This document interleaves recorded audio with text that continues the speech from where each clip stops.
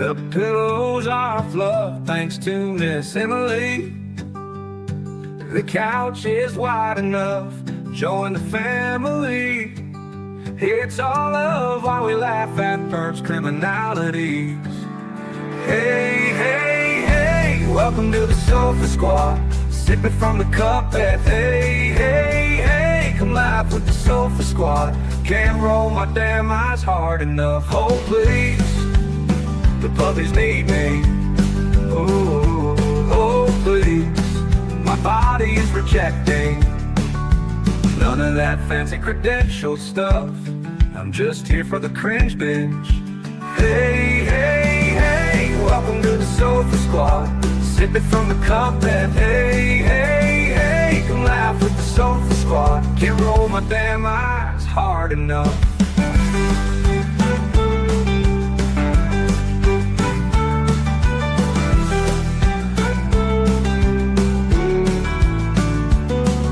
Oh please, the puppies need me. Oh please, my body is rejecting none of that fancy credentialed stuff. I'm just here for the cringe binge. Hey, hey, hey, welcome to the Sofa Squad. Sipping from the cup that hey, hey, hey, come laugh with the Sofa Squad. Can't roll my damn eyes hard enough.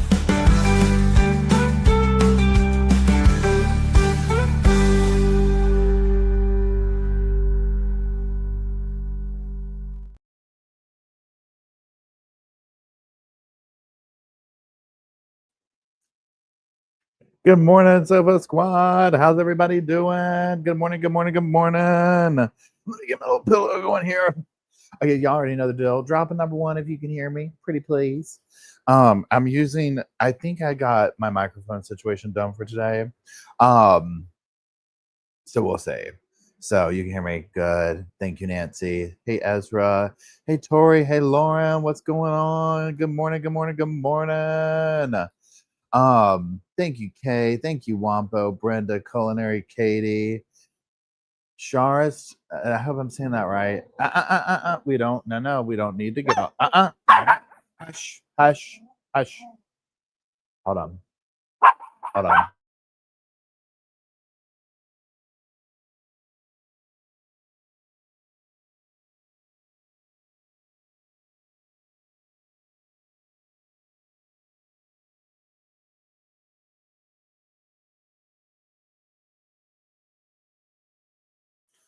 Okay, sorry, y'all. I'm trying to make it to where the dogs don't bark since we're going to be reading a lot. I can't really mute it. So. Pull your camera off. Okay, hold on.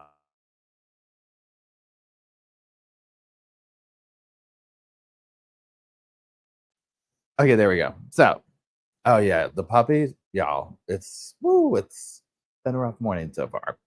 They are rearing to go. Well, what happens too is, so Jake, the bigger dog, is in here, which they all like playing and whatnot. Jake is like, say 2, and the puppies are almost close to 1, right? Jake's a little bit over 2. So what I'm getting at is he's still closer to puppydom than he is like the other dog. And so the boys will settle, and then Jake will do something, and it'll rile them back up. Or Jake and one of the boys will settle, and Luke will do something. There's never any. It's very rare that the dogs are like, boom. It's like they constantly keep each other going, which is cute.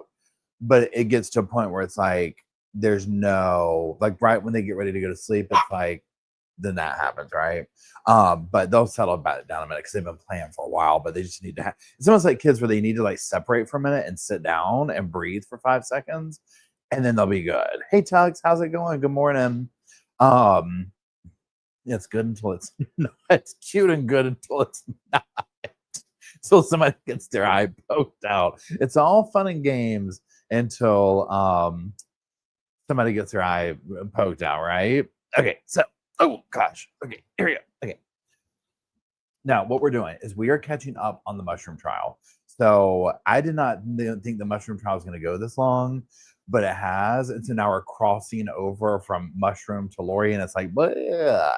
So what we're, and so even on the main channel, I haven't even posted my video of the first video of her testimony. She's testified for days, right? So tomorrow morning in the main channel, I'll have like a Erin hits the stand, but it's literally that first day. So I'm gonna try and record a bunch of the stuff of her other things or whatever, maybe over the weekend. I don't know, we'll see. So, but to me, this is the quickest way to get caught up on it, was to have a morning coffee session. So we've got our sippeth from the cuppeth. I mean, I ran out, y'all. I went to Starbucks. I ran to the office. I grabbed my microphone stuff so that I could, like, you know, do all the things. So what we're gonna do is I'm just gonna be reading. I think his name is Joseph Duncan. He is I'll read it. I'll switch the page in a second. He's doing like the live tweeting, basically updates from the courtroom for ABC. And we're gonna just go through his notes. We're gonna basically kind of start off at where I left off, because we've done one live chat of her stuff or whatever, but there's like several pages of it. So there's that. At 1:00, which I'll probably sign on a little bit before that, we will, and this is Eastern time, so my time. We will reconvene for Lori Day 2. At the end of this, we'll see how long this takes, whatever, because I can't wait to get back to Lori, right? Hey, Helen, how's it going? Okay. Oh, your husband made you a latte cake. That's nice. I know so many criminals, such little time. Okay, boy, so let's settle. We each have our little bag. Go on. Let's settle.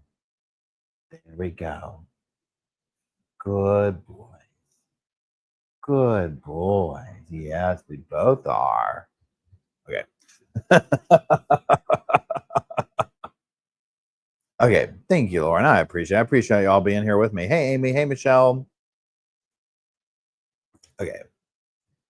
And so doing this right here too with y'all, like, this is how I can, like, I'm very ADD, right? So this makes me sit here and go through it, and it's fun to do it with other people and talk, right? Because, like, Matt keeps up with true crime, and like some of my other friends do, even friends that y'all are really the only people, friends, right? I mean, like, internet, for whatever you want to call it.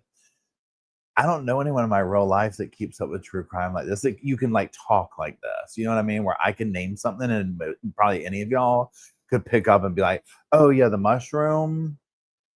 Like, who else does that, right? Us, right? I mean, some of my friends will know. Like, I was talking to a dude the other day who had to work with him over the mushroom thing. When I mentioned, like, Lori Daybell, he was like, I don't really follow true crime. And again, I'm just like, you don't know who Lori Daybell is? Like, it's so weird to me. But oh wait, the zombie mom thing, yeah. Okay, but that's why we love hanging out with each other. That's so cool, culinary.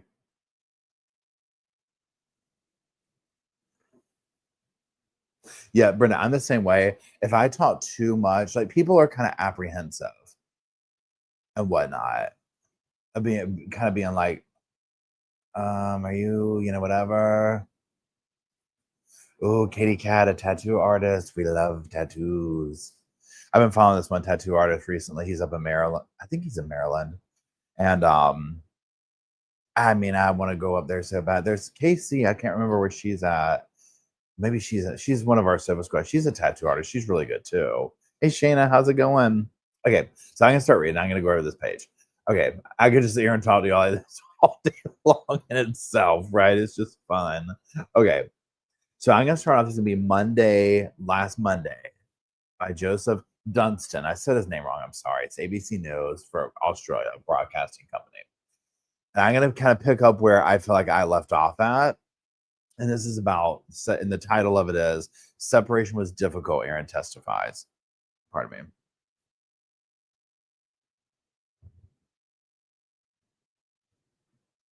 Hold on. I'm sorry. 616. Why is that so?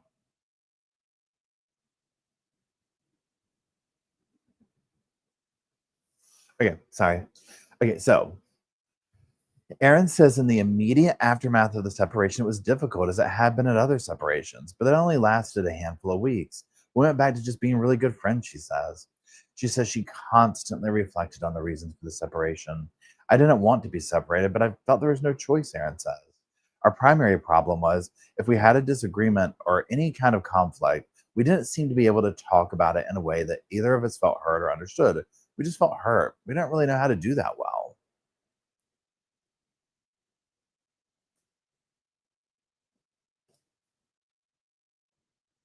Oh, M got a kitten. That's so cute. Hey, Donna. Wait, hold on. Who's this? Oh, Kate Bush, thank you so much. Yeah, I'm the sofa guy. It's so funny and it's so fun to meeting the husbands at Crime Con because so many of them will be like, oh my, I mean, they say this in a fun, joking way, obviously, but they're like, I have to listen to you every night when we go to sleep or, so whatever. It's so cute. It's so funny. I mean, I get it, right? You kind of like, if you think about whoever your person is, if you have a person or friends, whatever, where you like hear if they listen to regular people.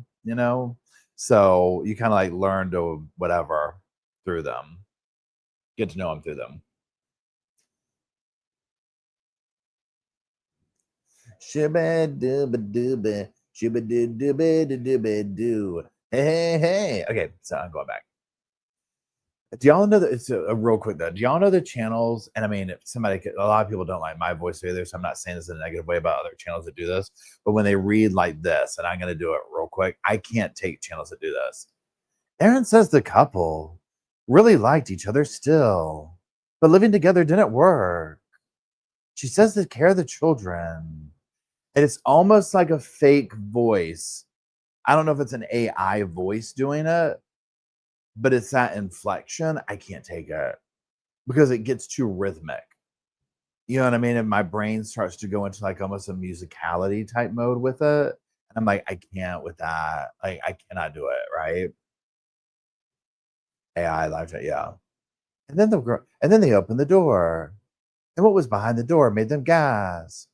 Click the thing. So, anyways, let's keep going. Sorry. Erin says she still attended family events. I'm just joking. Erin says the couple really liked you. Wait, hold on. I just read that. No, okay, here we go. They really liked each other still, but living together just didn't work. She says that the care of the children was important to both of them, and they worked to juggle that around Simon's working hours. But she says she still attended Patterson family events near, and Simon, and the kids still holidayed as a family. We went to Tasmania a couple of times. We went to Darwin, caught the train into the Adelaide, and we went to Queensland. We went to New Zealand. We went to South Africa, and we went to my mom's house in Eden, in SW, she says. Erin says her relationship with Donegal never changed over that time. I was just their daughter-in-law, but they continued to love me, she says, her voice breaking up. Dun-dun-dun. Heather Wilkinson always made a point of talking to Erin. Mr. Mandy asked Erin about her relationship with Heather Wilkinson and Ian Wilkinson and her attendance at the Corumbura Baptist Church, where Mr. Wilkinson was pastor. Erin says she was attending the church during that time and always chatted to Ian if she could. Heather Heather would always make a point of coming to talk to me, she says. I saw them sometimes at Christmas gatherings, that side of the family. I probably didn't get to chat to Ian so much, but Heather would always go out of her way to sit with me and make sure that I had company. As she finishes talking about Heather, making time to make her feel welcome, Erin's voice trembles a little bit. Dun, dun, dun. Erin confirms she is Christian, and discussing the church, Erin's religion is again questioned by the defense. Earlier in the trial, Facebook friends of Erin's told the court that Erin had divulged that she was in fact an atheist. Mr. Mandy asked if Erin told her Facebook friend Christine Hunt that she was an atheist, and she denies it. I was and am a Christian, she says. Did you make any comment to your Facebook friend about religion? Mr. Mandy asked. They would gently make fun of the fact that I was religious, and I would try to, I don't know, evangelize back to them in a sense, but it was all in good humor, she says. She admits she told the group that she had previously been an atheist and expressed unhappiness with some aspects of organized religion. Father-in-law was coding genius, Erin says. Mr. Mandy asked Erin about her roles at the Corumbura Baptist Church in 2023. In 2023, I was helping with streaming of the live services, Erin said. She says, well, thank God it wasn't in the kitchen, right? I mean, my gosh, what else could have happened? Erin, pardon me. Erin says a website requiring coding and a YouTube link to sustain a video. Wait, hold on. She says a website requiring coding and a YouTube link to sustain a video feed of Pastor Ian Wilkinson's service. I see how. Okay, never mind. I got it. When COVID began in 2020, March of 2020, and churches couldn't meet, Simon and Don, maybe some others, quickly set up an ability to stream the services, she says. Don was the one. John was the one. He was like a coding genius. He set up a website and made it all happen. But a few months in, Gail became quite unwell, and Don was struggling to maintain that work. Erin says so she offered to take some of the load off of his shoulders. Hold on, let me get a sip of my drink.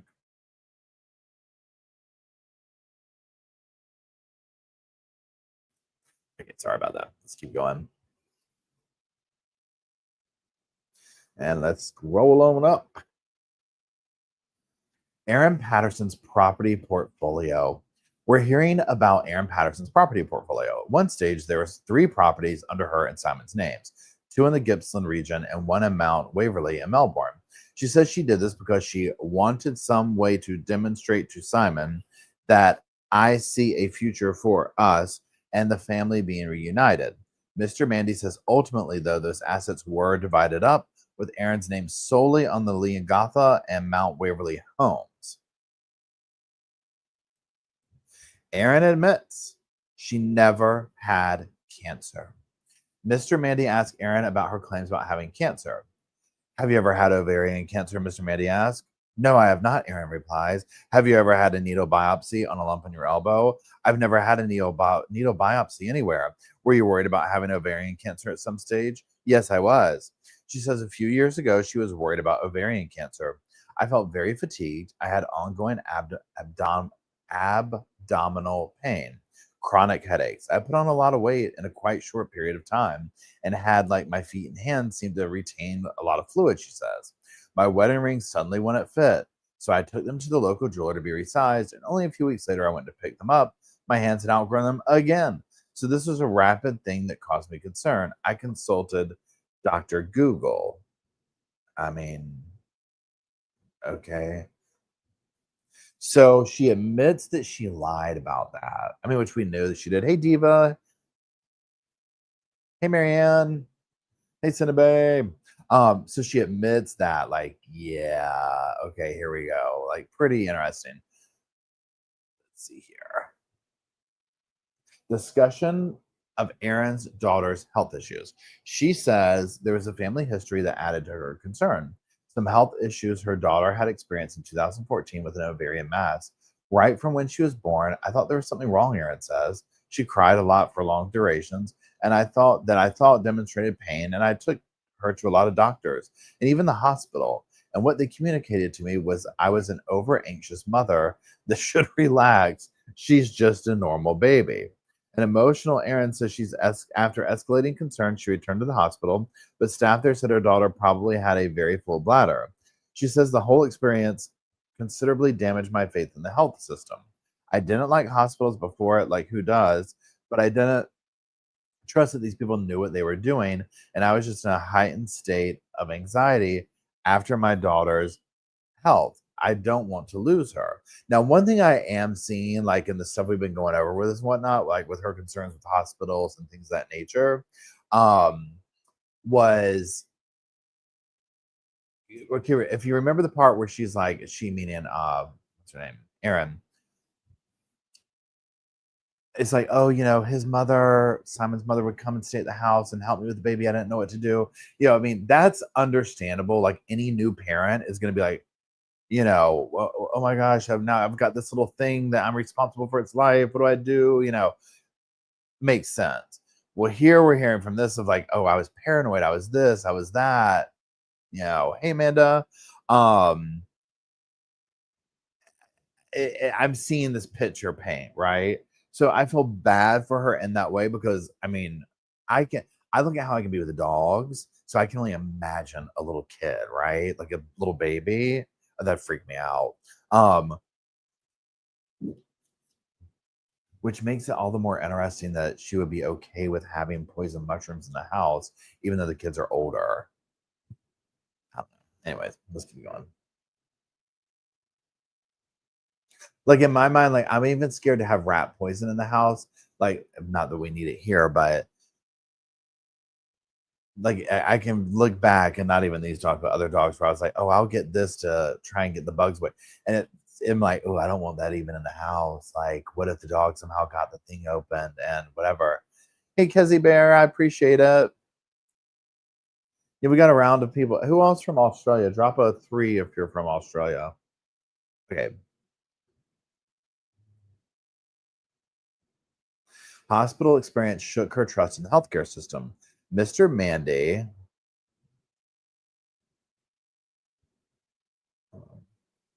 Mr. Mandy takes Erin through other experiences she had that damaged her trust in the medical system, including other health episodes with her children. She recounts another very traumatic episode where her screaming daughter, who was 11 at the time, had a tube put into her nose. Erin says a similar issue occurred with her son, where no one would listen to her concern about a knee injury after a bike accident. It was this merry-go-round of health specialists until someone said he needs surgery on his knee, she says. She says her son was x-rayed on the wrong side of his body. When she pointed it out, she was treated with condescension. Now, another thing to that, this is what's tricky not being there, because yeah, hey Northwest. So I'm getting Munchausen from this as well, but not being there, because like just reading it on paper, I'm like, oh heavens to Betsy, like they didn't believe her, or this happened, or you see what I'm saying? But it's like, now obviously we're gonna get more into it, right? But I'm also kind of like, okay, like all the other context, what I've known so far, because again, I'm also thinking, yeah, nobody wants to see their kid get anything put up their nose, even if that's what you need, like that's traumatizing. But the whole part about I had going around to a doctor until one said, yeah, we need to do a thing to the knee. It's giving Gypsy Rose's mom. Let's keep going.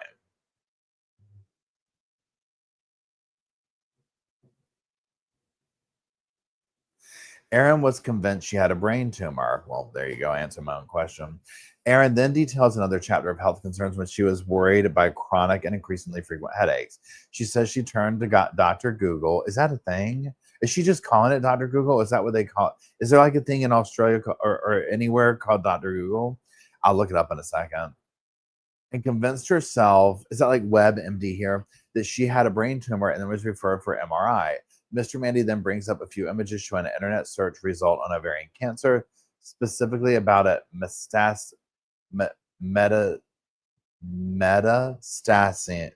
I can't say that word, to the brain.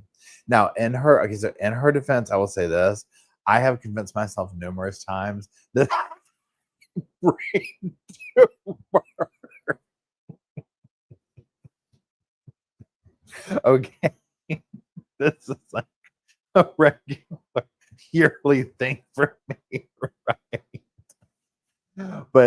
Here's what I did when I got to the point where I was like 100% convinced that I had metastasizing. Okay, thank y'all, everybody. So like at one point, I legitimately was having headaches to the certain degree. I was like, I know they're gonna find a tumor. There's no way a human being should be having the headaches that I am having without there being a tumor, right? Was almost gonna be ticked off if there wasn't a tumor. Okay.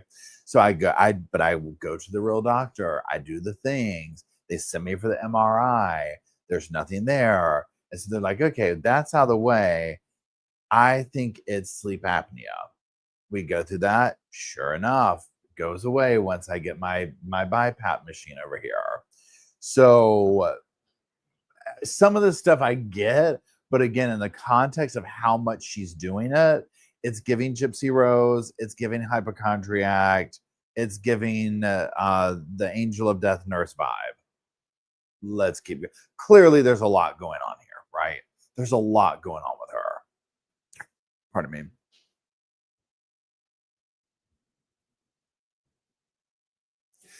The train just kept going, Erin says of health concerns. Erin says she also looked into multiple sclerosis and lupus and autoimmune conditions. Okay, she's lost me on these. I'd never say never. I have not convinced myself yet of these things. She says her GP referred her to a rheumatologist and general physician. Okay, so at least I'm assuming a GP is general practitioner. The train just kept going, she says, in that period of researching her medical symptoms. I think I wasted a lot of time, not just my time, but medical people's time through all my doctor Googling. It's hard to justify it, but with the benefit of hindsight, I can see that. I just lost so much faith in the medical system that I decided that anything to do with my health and the children's health, I'll sort myself. Major issue here.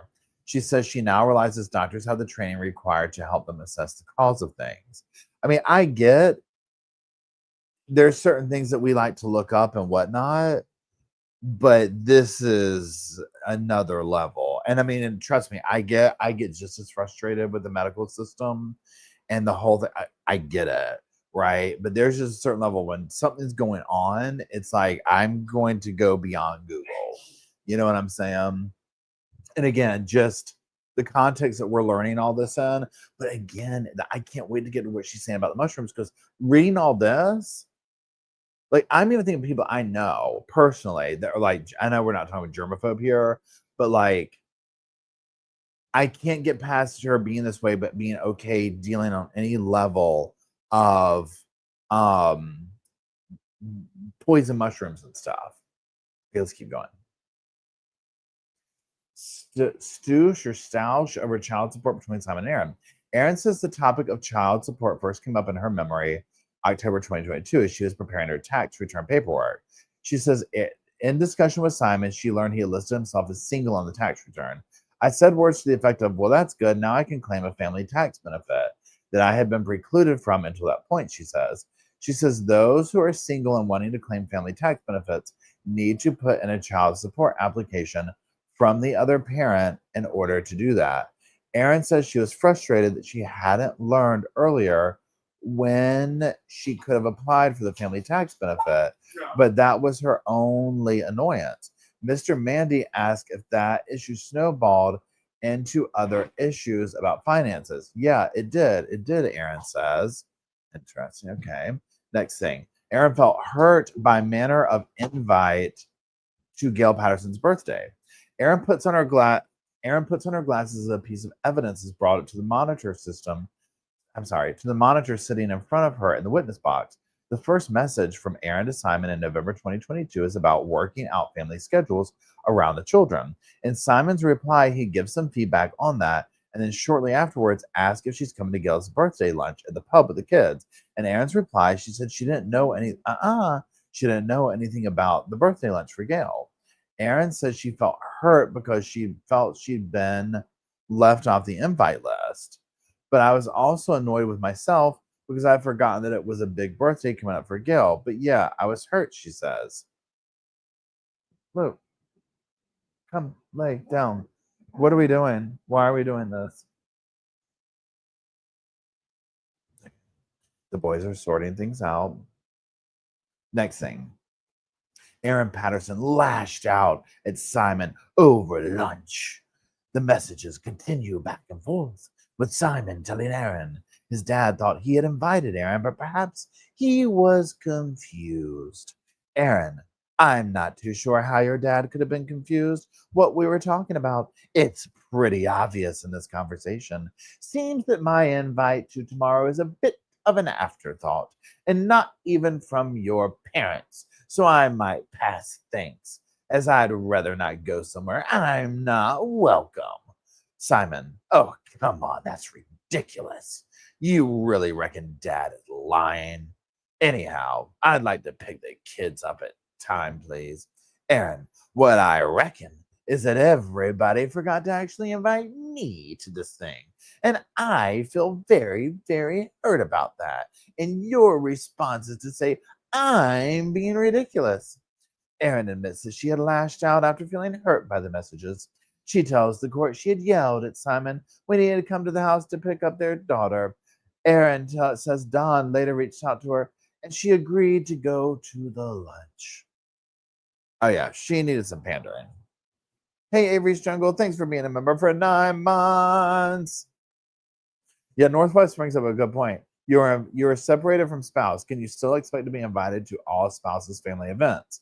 That's the thing that's like kind of actually odd about this is there's like this weird, oh thanks, Iona, like this level of like they're separated, but she's still acting like, I mean, it's awkward, right?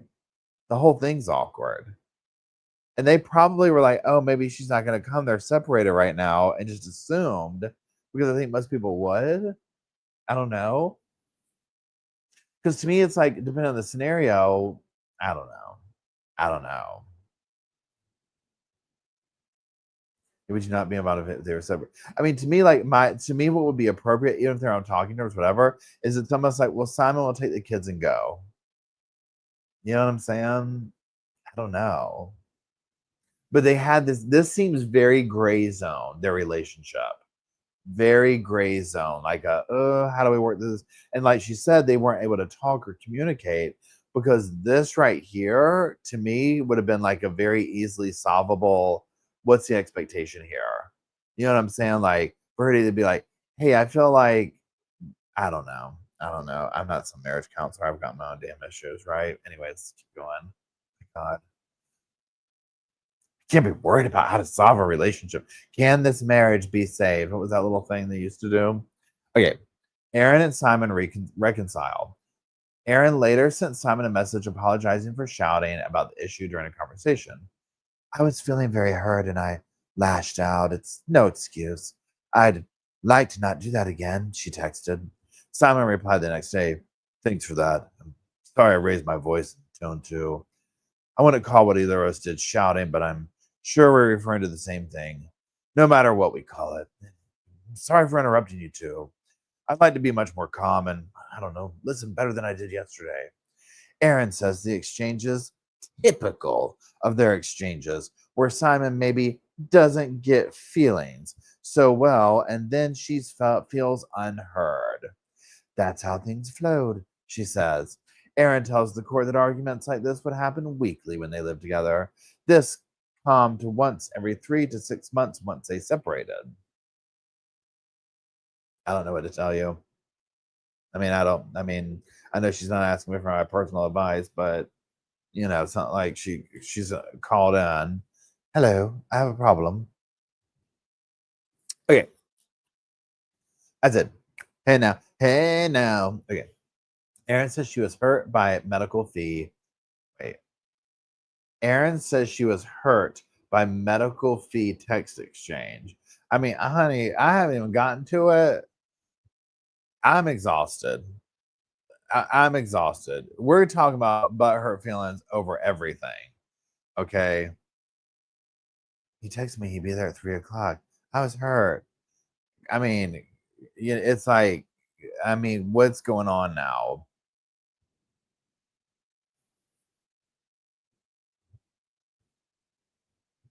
Yeah, Northwest says the in-laws have never even been inside her last 2 homes, not that close. Yeah, again. Okay, where'd I go? Here we go. Mr. Mandy then takes Erin to some other tech. Mr. Mandy then takes Erin to other messages between her and Simon about their finances in November 2022. Erin texted Simon saying she'd applied for a child support application and some of the details of that. The same month, Erin was forwarding Simon the anesthesiast. Okay, sorry. The anesthesiast fee for their son's surgery and asking him to pay. In an incident previously detailed to the court during Simon's evidence, Mr. Mandy recaps that Simon told Erin the Department of Human Services had told him not to pay for things like that as part of the child support payment structure. I was hurt, Erin says when asked how she felt. I understood what he was trying to communicate, but I didn't think what he was saying was right. But I was hurt. We'd never had any conflict over money that I could remember before this. Erin and Don Gale Patterson. Wait. Erin asked Don and Gail Patterson for mediation help. Mr. Mandy is taking Erin Patterson to December 2022, and a signal message exchange between her and Simon that starts on December 6th. The first is quite lengthy one from Simon, which notes that Erin had asked to catch up with his parents to discuss details of the separation. Mr. Mitty asked Erin why she was asking Don and Gail over for a chat. I was struggling to achieve good communication with Simon about a few things, and I was wanting or hoping Don and Gail might help mediate that a little bit and help us solve that problem, Erin says. They'd done it before. School fees were a source of disagreement. Erin says there are a few issues with the separation at that point in time, including the payment of school fees. School fees had been paid by Simon up until the child support issue was raised, the court hears. But afterwards, Erin says Simon had wanted her to pay all of them. Simon later said in a message he felt they could fairly easily sort out the disagreement over some financial issues, and he planned to ask a mediator to help sort it out. Erin says when she met Don and Gail, they said if money was an issue, they'd pay for the school fees, which wasn't what I needed, but that was their first response, Erin says. Overridedly, they felt that Simon and I should settle the issue together, but they didn't want to become like official mediators. I mean, again, it's super awkward. It's like, because remember how she says that they're the parents that she never had and blah, blah, blah, blah, blah, and all this type of stuff. So they're there, but these are also his parents. They're back and forth going separate. She's getting her feelings hurt over everything. Then this whole money thing. It's like, so to me, and again, I think when you start getting into child support, divorce, there's so many factors that go into play. So it's not, I can't sit here and cast judgment, you know what I'm saying? And I don't even know all their things. But what it seems to me is at a certain point, people started taking tabs. Now, remember, she's loaning all this money out to his family members and stuff. So you got that going on, which I'm imagining there's some resentment on her side about this for some reason. I don't know. We'll get to it, I guess. But it's almost like that whole thing where he said, I'm separated. And she's like, oh, well, then I can do this. So it's almost like going like, tit for tat kind of a thing. Like, okay, well, you did this and I'll do that. Well, I'm paying for this. I'm not paying for that. Well, you're going to do that and I'm not going to do that. You know what I'm saying? So it's like this whole thing, and I'm just like, I don't know what to tell you, girl. If he's doing child support, like, does he make a bunch of money and he's not wanting to shell out money? Could y'all not split it halvesies? You know what I'm saying? Like, I mean, that part, is she feeling like, oh my gosh, I've paid for everything and you're a freeloader? I don't know. Northwest says Simon was always paying without question until she demanded official child support. Simon then followed the child support formula and rules. Okay, so that's the vibe. Yes. Okay, thank you, Northwest. I know Annette, doesn't it? Annette says money ruins so many relationships. It really does. So that's what it sounds like. It sounds like at a certain point, this whole thing came and it was like, okay, well, we're going to dot our I's and cross our T's, like they said. And she got the burn end of the stick,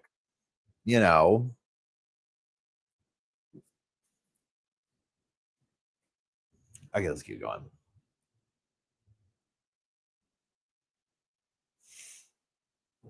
Okay, where are we?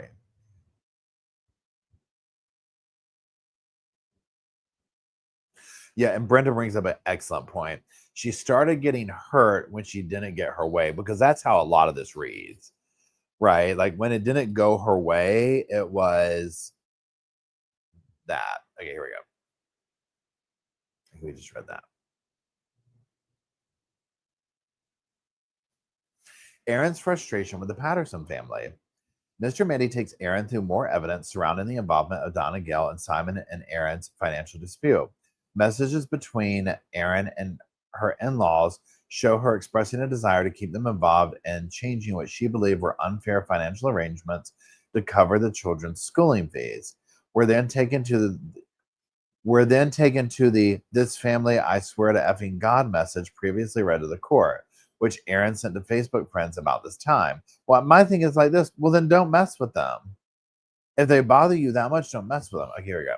In it, she expresses frustration about Gail and Don being reluctant to get involved in the dispute. Erin says when she wrote the message, she was really hurt and I was really frustrated and felt a little bit desperate. Okay. If I was on the jury and I heard her say that I was feeling hurt and desperate, I would be like,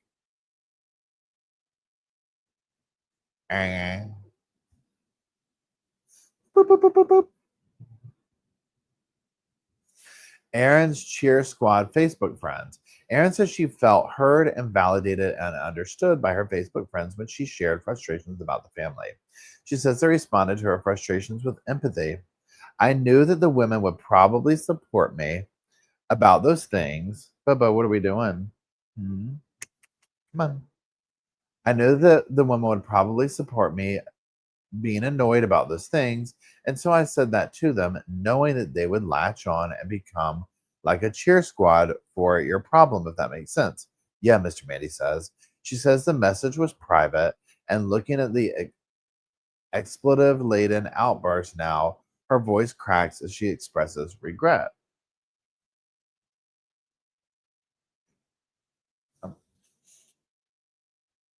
I wish I'd never said it. I felt ashamed for saying it, and I wish that the family didn't hear have to hear that. She says they didn't deserve it. Erin Patterson chokes back tears as expletive lace messages read. Mr. Mandy takes Erin to another message sent to her Facebook friends where she says the family are a lost cause. I'm sick of this ish. I wanted nothing to do with them. The message begins, ending in, so F 'em. I wrote that, Erin says. She sighs and sniffs before explaining why. I needed to vent. I needed to get my frustration off my chest. And the choice was either go into the paddock and tell the sheep or vent to these women, she says. But I regret the language that I used. But I knew that they would eventually rally around me and probably, played up the emotion of that a bit to get that support. When asked if she meant those words, Erin says no in a choked voice. She says the dispute wasn't entirely Simon's fault, and she played a part in it too. I think at the time I thought I was right and he was wrong, but I reflected on it a lot in New Zealand, and I realized that it was wrong to try and involve Donna Gale, and I should have approached it differently with Simon, she says. Look, Bo, come over here. Here's yours. Look, you can have this one. Come on. Come on. Look, here. Yeah, why don't you hold on, everybody? You come there. So you lay down there, Bo. You're okay. Everyone's okay. Things are all calm. You come here. I mean, just very moody Yorkies. Very moody Yorkies. Okay.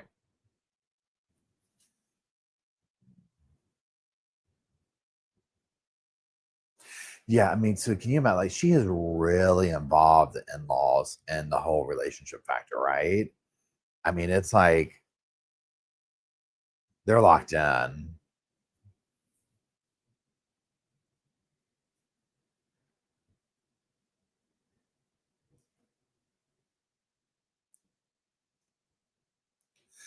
Erin apologizes to Donna Gale. Mr. Mandy asks Erin if she's expressed. Check this real quick. Mr. Mandy asked Erin if she expressed frustration to Donna Gill at the same time she was venting. Erin says the conflict didn't keep bubbling along, and later she apologized to her in laws because the issues had been resolved. They were doing nothing but trying to support us, she said. Erin says she apologized for trying to involve them in something they didn't need to be worried about. She says she was, in effect, asking them to take sides and agree with me that I was right and Simon was wrong, and that wasn't fair. They helped us mediate issues in the past, but that was long before Gail had been unwell, and I shouldn't have done this to them at that point or ever. Court hears a family holiday in New Zealand. A series of messages between Erin and Simon is shown to the court from December 2022. Erin sends images to Simon during a trip she was on with the children in New Zealand. Erin says the kids were on a toboggan-style luge in Rotorua, pardon me, which they'd done before. I sent him videos and photos of them doing that because I knew he'd be really happy to see that. In reply, Simon said, fantastic. Thanks heaps for sending those through. And you're an expert camera operator from the vantage point with much experience over the years. Erin says he's referring to her dislike of adrenaline things and that she usually spectates those kind of activities rather than taking part. Mr. Mandy notes the tone has no heat in it and asks how all the financial matters were between Erin and Simon by mid 2022 December. Child support was sorted out, Erin says, adding the school fee issue was sorted shortly after. She says she remembers seeing the messages from a place the whole family had previously visited to get together. She says that reminded her of the happy holidays she and Simon had enjoyed in the past and was hoping to extend a message of sorry and wanting communication to be better. She says he took it graciously. Yeah, it just kind of seems like I feel like she kind of I mean, now I haven't seen if we get more into like some hardcore family or financial, tea or whatever you want to call it. It seems like she created the financial problem. Northwest says sending other parent photos of kids feels like normal. Yeah, that part to me, I'm like, yeah, that to me, I think anybody would really do. Right. Hey, Emily, good morning. I hope you had a good night's sleep, Emily. I crashed out multiple ways. Crashed out, not in the way the kids say crashed out now, but like crashed out. Oh. Okay, let's keep going. Oh, there's no one up there, Luke. I mean, we are all in a little mood this morning. We went from playing to we want to all kill everybody now. Erin says the relationships return normal following the trip. Mr. Mandy asked how the relationship with Don and Gail. Mr. Mandy asked how the relationship with Don and Gail Patterson was once Erin got back from New Zealand holiday. Erin says it was strong and supportive, as it always had been. And she attended a Patterson family birthday with the kids, and it was great. Conciliatory talks between Erin and Simon. Mr. Mandy brings up a message from Erin to Simon during the New Zealand trip where she asked him for a favor about a tree being down across the fence at our property back in Victoria. In the message, Erin starts off by saying, I understand we don't really have the kind of relationship right now where I can ask favors, but I don't have anywhere else to turn. In a response, Simon says he can't help with this particular issue today because it is in Brisbane, but I can help the next day. I'm always your husband no matter how we're doing, so no problems with you asking, he says. Erin agrees with Mr. Mandy, and the tone was conciliatory. Conciliatory? But I mean, that to me is just, I mean, I don't know. It seems like odd. Like, why would you frame that way? Yeah, Northwest says she goes from one extreme to the other. Yeah, it's like, because when he said, I'm still your husband, I mean, I don't know. Rose's poor guy. How can you ever go back to dating after all that, girl? Right? It just seems exhausting. It seems like, and not just like take out this drama, like the way she's like, well, I went back. I mean, even for the parents, I mean, his parents. It just the whole thing seems exhausting. Just like it takes a try, like how like it takes a village to raise a kid. It's like it takes a village to make this relationship work, right? Like literally. I'm just like, girl, this is a lot. I would understand.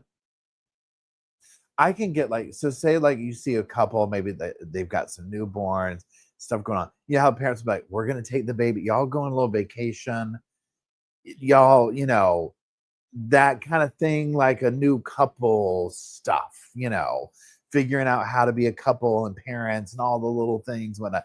But this is like, we're having to have family meetings over, the wind blew wrong. It's just, it keeps going.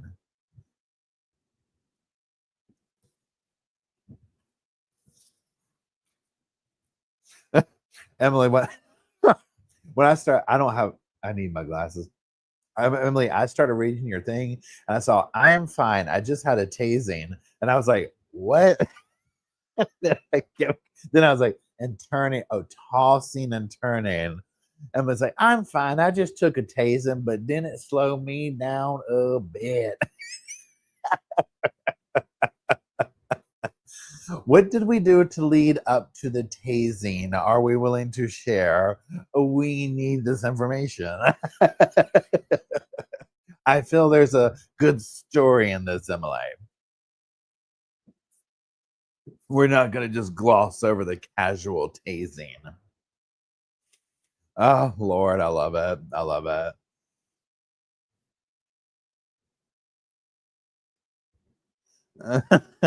We drop everything for Emily tasing story. I'm good. Oh, I love it. I love it. So funny. Okay, here we go.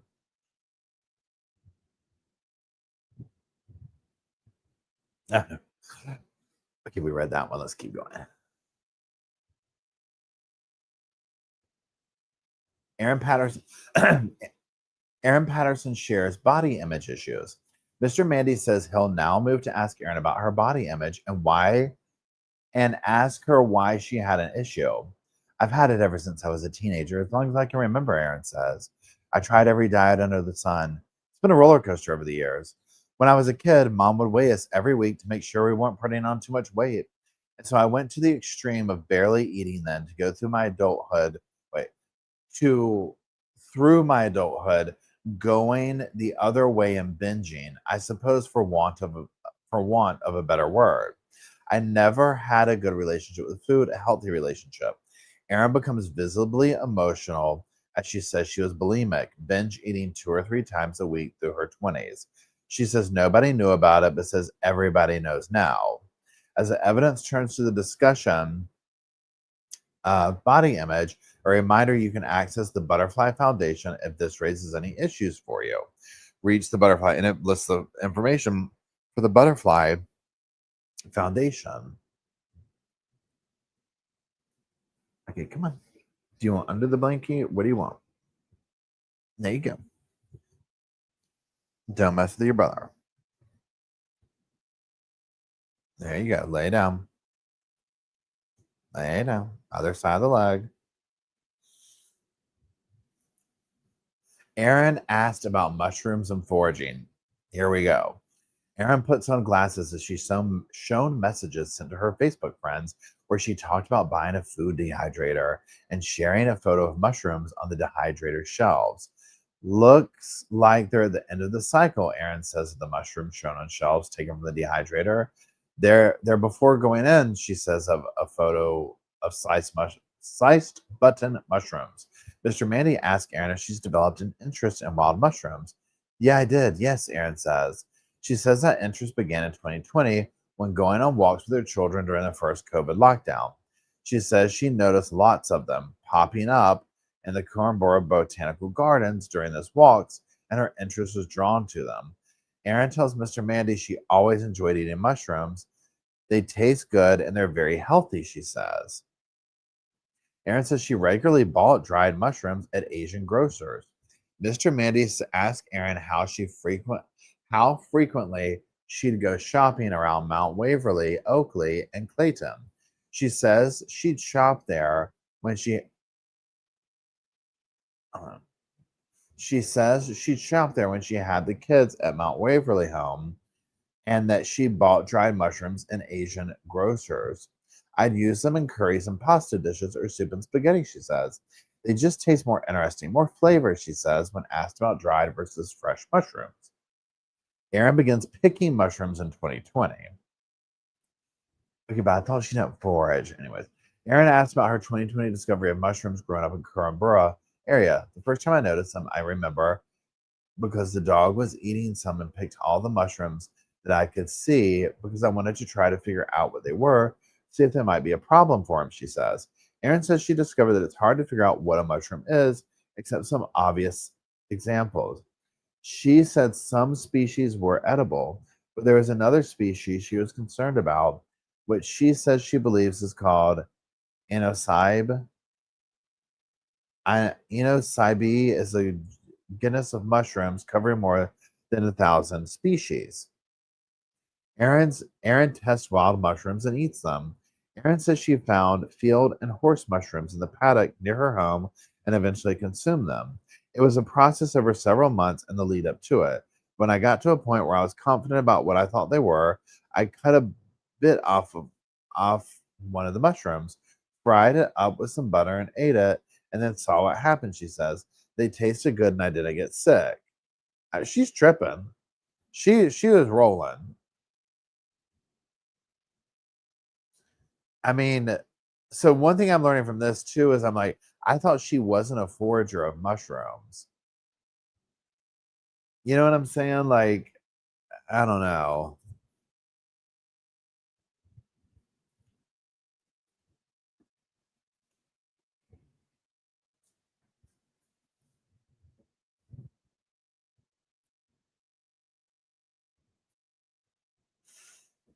Place hold. Okay, so there's an objection. They go to lunch. Delays.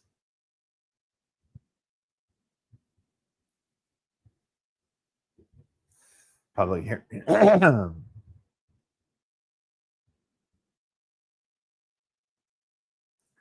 Catching up with Mushroom Case Daily.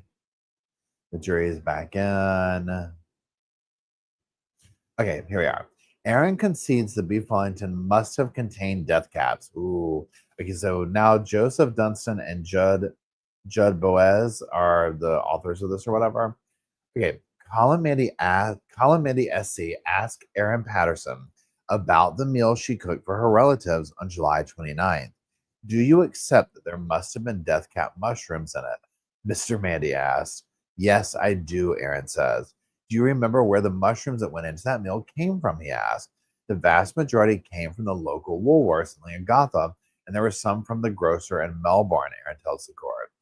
However, Erin says the specific purchase of the mushrooms is not clear in her mind beyond it being in the April school holidays. I know it was in the April school holidays. I think we went there for a week or two in the April school holidays, maybe a week. Bo, stop.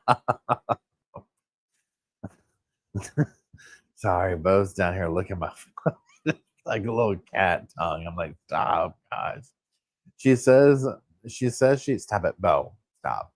She says she purchased mushrooms from those kind of shops before, including shiitake, porcini, and enoki varieties. Sometimes the bag might say something like wild mushroom mix or forest mushroom, she says.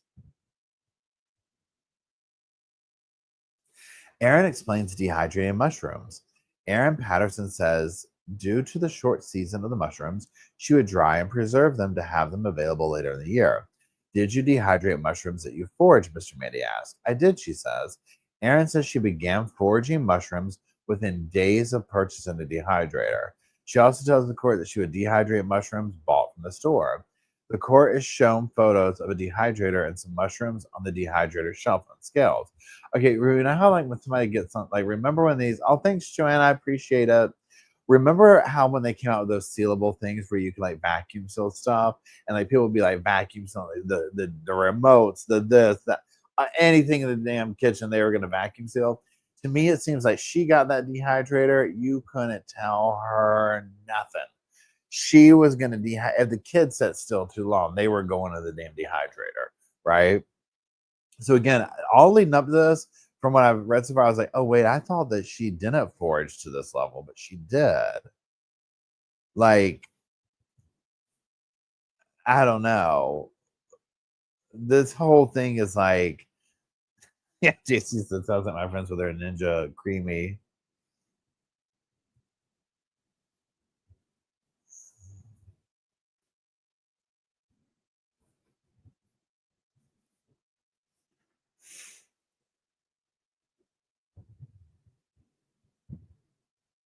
Okay, here we go.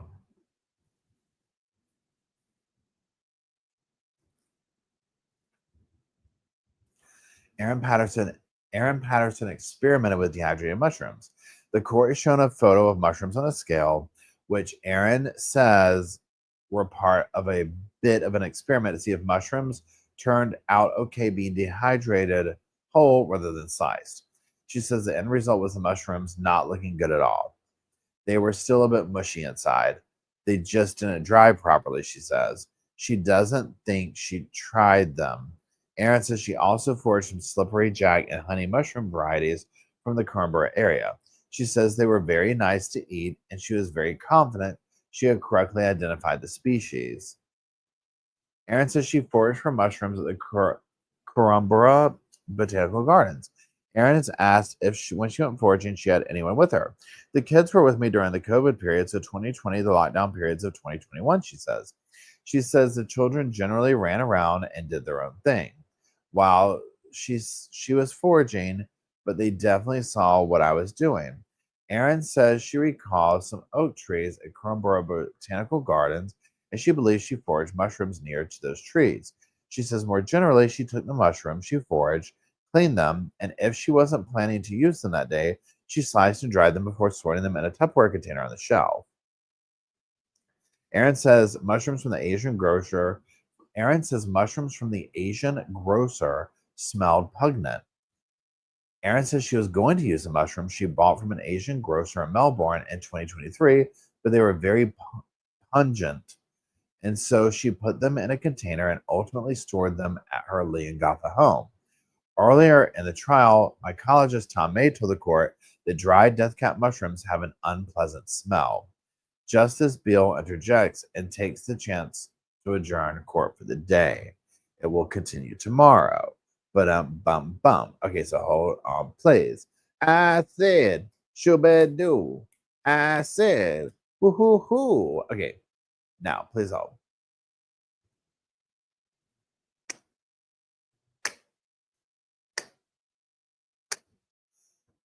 I said a bum bum bum bum bum bum bum. A bum bum bum bum bum. A bum bum bum bum bum bum bum. Bum bum bum bum bum bum.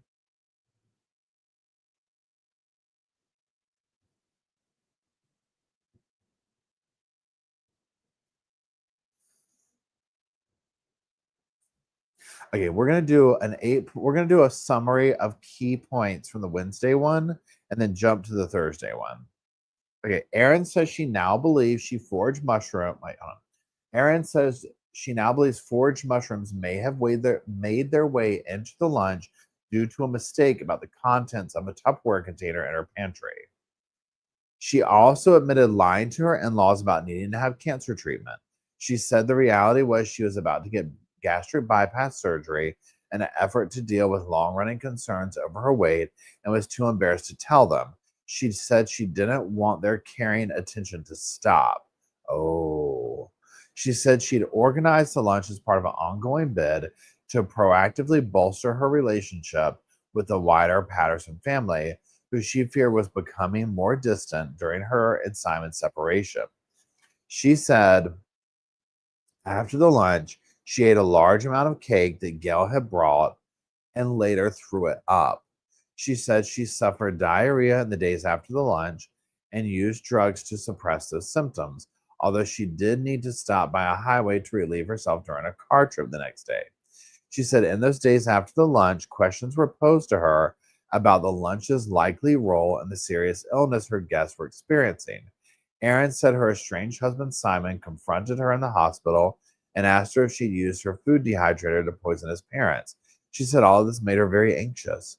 She said during a health department investigation into the lunch, she held back on sharing some thoughts with an official because she was scared. Erin also said she carried out 3 factory resets on one of her mobile phones after the lunch. She said the first was because she panicked about photos it contained of foraged mushrooms. Another was a remote factory reset while the phone was in a police locker, which she said she did to see what happened. She added, it was a stupid thing to do. Okay, so let's just hold on right there. Okay. Let's just go back over this. So remember she said she had the thing, um the eating disorders. So maybe she was still throwing up or whatever. Now here's the other thing too. Is she's talking about, well, I made the cancer thing up because I didn't want to tell them I was having the gastric bypass. And I guess to me, I'm sitting there thinking like, these are allegedly this family that, I mean, this is your family, you're close and they're this or that. And you're going to lie about that? Like, that's crazy. Like, you're not comfortable enough to say that, but you claim that you're so super close to them. That doesn't make sense to me. Yeah, Kate says she knew how to make herself throw up, but she also had the other colored plate that can't be nothing.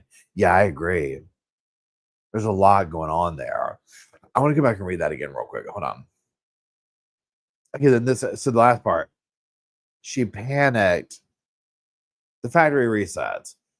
Okay, I could buy into somebody, pretend it's like an accident, and you're like, oh my God, what if the things that I foraged like made them sick? And oh my God, they have my phone, it has all the pictures. I'm gonna reset. Like I can kind of get to that one, but by the time with her one, I did it just to see what would happen. What?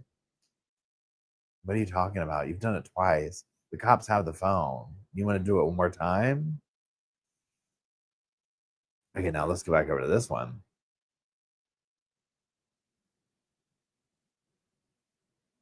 She held back on sharing thoughts with the health department because she was scared. I can get that part. Simon saying the thing about, did you kill them? I remember that.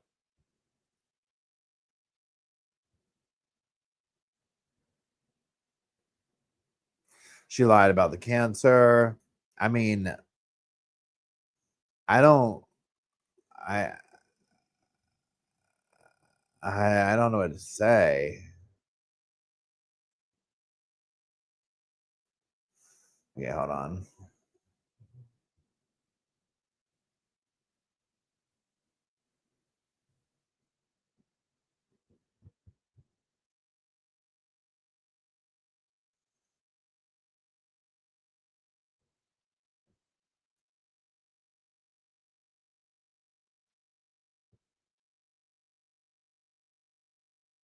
Oh, cool. Okay.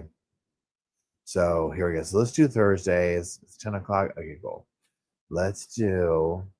I said, hey now, hey now. That's the song I have stuck in my head. Sorry, y'all. Multiple ones, right? Hold on. We're going to take a ADD break just momentarily while we check messages and make sure that the world isn't collapsing around us. Please hold.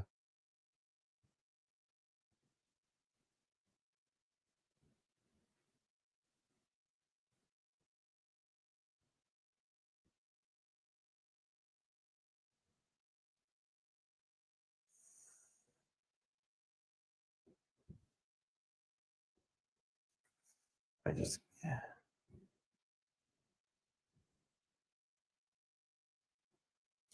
I said, hey now, hey now. Shibby dooby. Okay, we got that. We got that. We did that. We did this. We addressed that. I'm trying to sound important over here. All right. I'm like, we addressed this manner. Yes. Okay. Yes. What is it? TikTok. Let me get to this important business stuff over here real quick. Just scrolling. I'm kidding. Okay, let's see where are we at over here. Okay, cool. Okay, so let's keep going. The important business matters have been attended to.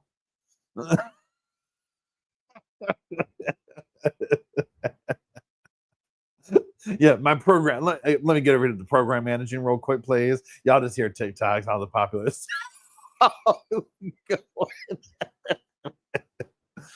Oh, I love it. I love it.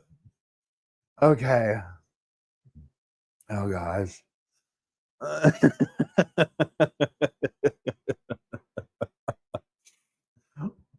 Oh gosh. Oh Lord, I love it. I love it. Okay, so where's Thursday? I just had it pulled up. Here we go. Okay, so Erin asked what she knew about Don and Gail's illness. Mr. Manny begins by asking his client about what she knew about her guest's illness after the Saturday lunch. Erin says on Monday morning she learned that Don and Gail Patterson were in the hospital. Scroll down. On Tuesday, she says she learned they were in the Austin hospital. It was clear to me that there at least had been a progression of symptoms to necessitate a move from a country hospital to a city hospital to another city hospital, she says. To me, it was clear they were getting sicker. Erin says she used her phone during police search of her home. Erin says during the police search of her property August 5th, a week after the lunch, she was mostly unable to use her phone without supervision. I couldn't just have it on me or be playing with it generally, she says. She says at one point she wanted to clarify the timing of an activity for her daughter and was allowed to use her phone to get in touch with a friend to check. It was quite it was quite early in the search, maybe an hour or so in, she says. At one stage, Detective Eppenstall indicated to me that they would be wanting to take me to Wonthaggi for an interview, or Wonthaggi for an interview, and I'd be allowed to ring a lawyer and Google for a lawyer if I didn't have one, so he let me do that. She says at around 2 p.m., the police detective left the room while she had a chat with a lawyer. Erin admits to lying to police in a knee-jerk reaction. The court is shown a transcript of Erin's interview with police where she said where she said she hadn't dehydrated food before. See, I mean, this is the thing right here. So, and again, and I'm trying to look at both sides of the situation. Oh, heavens to Betsy. Because I get, like, if you're nervous or whatever about something, oh my gosh, like I freaked, I did this, I lied, but whatever. But there's so much of that going on with this, right? And it's like, and the things she's lying about are like hardcore. I've never dehydrated food before. Girl, it was like your personality trait, right? Like she got that food dehydrator. That was her personality for 30 days. Okay. Like 100%, if you were dealing with Erin, you're dealing with the damn food dehydrator. Period. End of story. Hold on for a second. Let me text some. I gotta do this real quick. Hold on.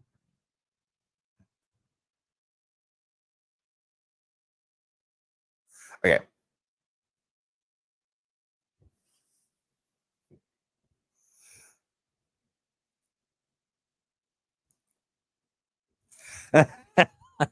Everybody's phone's looking for a lawyer now.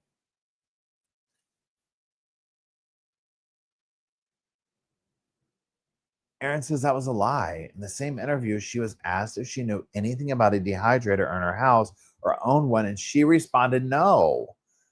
No, this is not good. These you don't know. That thing was your personality trait. You don't deny even having it? No. Those were lies too, Erin says. I disposed of it a few days earlier in the context of thinking maybe mushrooms that I foraged or the meal I prepared was responsible for making people sick, she says. You think? No. I don't know what to think about this. Okay. And then on Saturday, Detective Eppenstall told me that Gail and Heather had passed away, and and was the stupid knee-jerk reaction to just dig deeper and keep lying. I was just scared, but I shouldn't have done it. Erin denied foraging to the police. In the same interview, she was asked about foraging and said she'd never done it. Erin says these were more lies told for the same reason she's outlined regarding her fear about the situation she was in. Erin refutes arguments made by prosecution. Mr. Mandy then rapidly takes Erin through a series of arguments made by the prosecution. He asks her a series of questions. Thank you. I appreciate it. He asked her a series of questions. The boys are at my legs, but they've just settled. I mean, for real. Okay, y'all, hold on. I gotta open this Coke and take a sip. I'm gonna put y'all on mute for a second.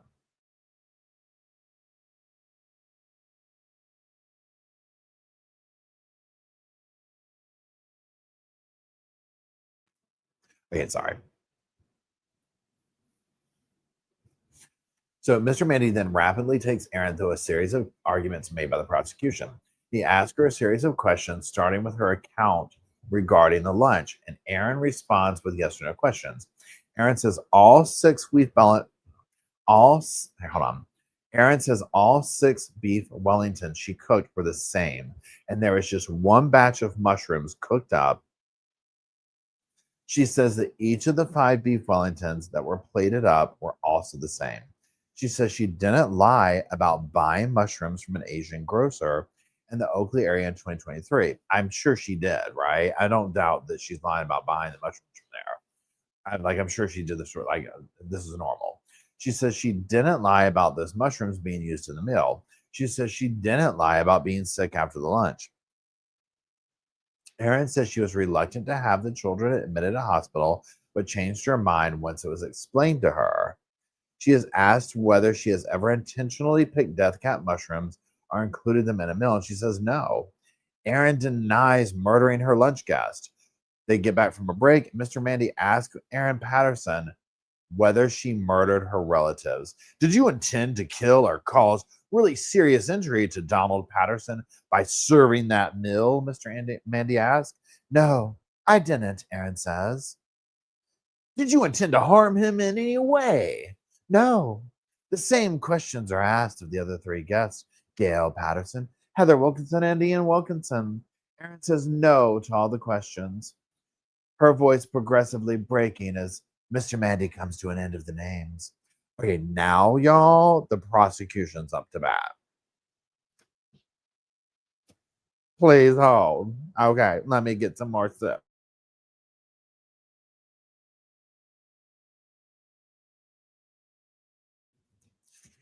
So on one hand, I'm trying to hold over here that pretend, okay, so let's go down the rabbit hole of it was an accident. She had foraged stuff, she stored them, she's doing this, she's doing that. She didn't mean to do this, she didn't mean to do that, right? Wait, hold on. What's this? The 9th, the 16th. Okay.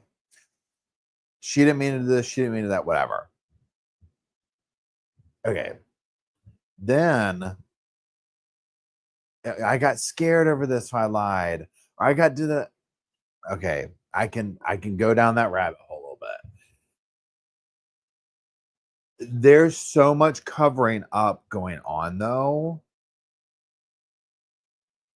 In North Bonning's brings up an excellent point.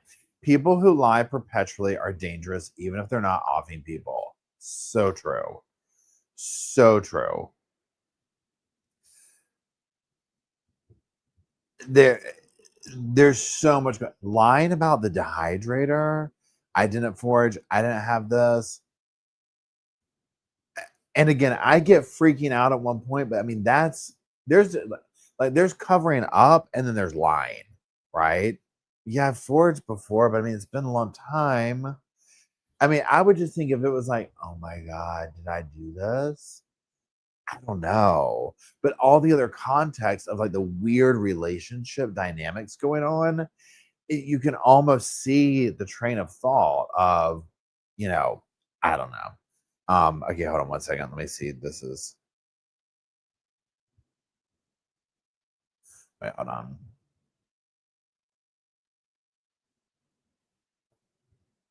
Sorry, y'all. Derek, send Derek good vibes.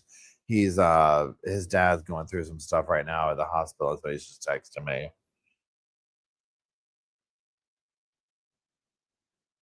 Okay, so hey John, how's it going?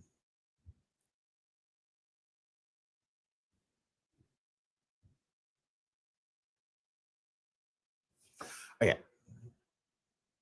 Thank you, Kay. Okay, where's my email? Okay, here we go. So the prosecution's up. Prosecutor Nanette Rogers SC launches into cross-examination. She begins by moving through Erin's police interview, rapidly reading out the questions and answers regarding dehydrators. Dr. Rogers asks Erin to confirm that these were lies, which she admits. Prosecution focuses on dumped dehydrator. I mean, this is completely bad, right? Dr. Rogers is setting a cracking. Okay, wait, y'all. Sorry. Hold on. I didn't look at Derek's thing.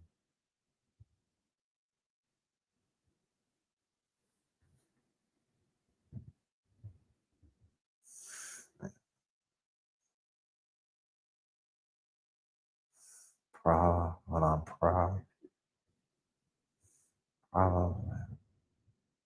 Stress. Okay. Dr. Rogers is setting a cracking pace as she moves through more evidence the trial has heard about the dehydrator. She brings up the invoice for the dehydrator, which Erin bought April 28, 2023, and Erin confirmed she bought it on that date, took it home, and used it. A photo from the police search of Miss Patterson's Lane Gotha home is brought up, which shows the instruction manual manual for the dehydrator that was found by police. Ooh, that's cringy. She then moves to the evidence. She said, I'll throw it away in the dumpster, but I'll leave all the attachments and the manual behind for it. Again, 100%. Her and Alex. Okay, if we were going to pair up two people, I mean, I know that Alex is dead at this point. Her and Alex are on the same wavelength. Alex, my God, why am I not thinking of his name? Alex, what is Alex's last name from the Daybell thing? All I wanted to say is Cross, but that's the character from the James Patterson books. Alex, what?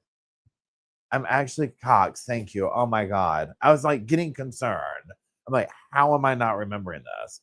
Alex Cox and Erin, same vibes. Same vibes. If we find out that she bought the dehydrator from Walmart, that's just the chef's kiss. Okay, let's keep going.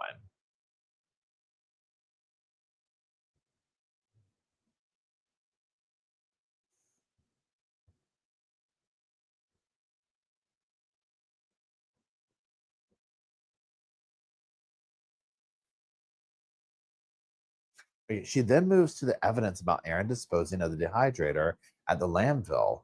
Erin is asked if a photo showing a dumped dehydrator and a skip was hers. I presume so. Yes, Miss Patterson says. When asked why it's a presumption by Dr. Rogers, Erin says because her fingerprints were found on it. That's probably more than a presumption at that point. Dr. Rogers brings up stills from the CCTV at the tip on August 2nd, which shows a red car in the car park. Oh, look, girl, just say it was yours. Don't say I presume. Just own it. I threw the damn thing away. It was mine. I got it at Walmart on camera with my credit card. Erin agrees the next series of stills show her getting out of the car and taking the dehydrator to the e-waste bin. The prosecution goes on attack. Dr. Rogers puts to Erin that she lied to the police about never owning a dehydrator because she knew she used it to prepare the death cap mushrooms for that lunch. Erin denies this. You knew they were death cap mushrooms that you've been dehydrating, correct? No, I didn't know that, Erin replies. And you were very keen to dispose of any evidence that might connect you with the possession of death cap mushrooms, correct? No, I didn't know they'd been in it, Miss Patterson said. During the intense and rapid questioning, Erin Patterson is maintaining her focus on Dr. Rogers, turning occasionally to the screen before her to view the many exhibits brought up. Erin's Facebook post about dehydrated mushrooms are raised. Dr. Rogers says the evidence from Erin's Facebook friends was that Miss Patterson had told them she'd been dehydrating mushrooms. She says there was no mention of other foods. Erin says that there were other foods she was sure she would have told them about. What kind of foods? Dr. Rogers asked. I tried to dry apples, bananas, quite a lot of different types of fruit, she says. And did you take photos of them? I don't remember. I might have. I don't remember, Miss Patterson replies. Erin Patterson is composed as Dr. Nanette Rogers asks her these questions about dehydrating mushrooms. Prosecution suggests that Erin was testing how to hide mushrooms. The court has then shown a Facebook message Erin sent to her friends where she talked about hiding powdered mushrooms in everything, including brownies. The kids had no idea, she told her friends in the message. Dr. Rogers asked her how she blended up the mushrooms. I think I used Thermomix, Erin says. Dr. Rogers puts to her that she was testing to see how she could hide mushrooms and food without them being noticed. Yeah, that's fair, Erin says. Erin denies she only dehydrated mushrooms. Dr. Rogers takes Erin to more Facebook messages with her friends and puts to her that she was mostly using the dehydrator for mushrooms. In a message to a Facebook friend, Erin had written she was only using the dehydrator for mushrooms. But in court, Erin disagrees that she was using the dehydrator just for mushrooms. I do disagree, she says. You were using this dehydrator to dehydrate mushrooms, not to dehydrate other types of food, Dr. Rogers says. I did do it with other types of food, Erin replies. Erin confirms hiding mushrooms in her children's food. Dr. Rogers takes Erin to a conversation at a hospital in the days after the lunch. When Erin, Simon, and the children were discussing a taste test Erin had done, the court hears in the test. Erin's daughter was blind tasting muffins and preferred the taste of the muffin with more mushrooms in it. Erin says she revealed the presence of the mushrooms to her daughter afterwards, saying to her, "Well, surprise, there were mushrooms in it." She says, hold on. She says she also added mushrooms to other foods to try and make sure they were eating vegetables. Photo taken by Erin Patterson shown to court.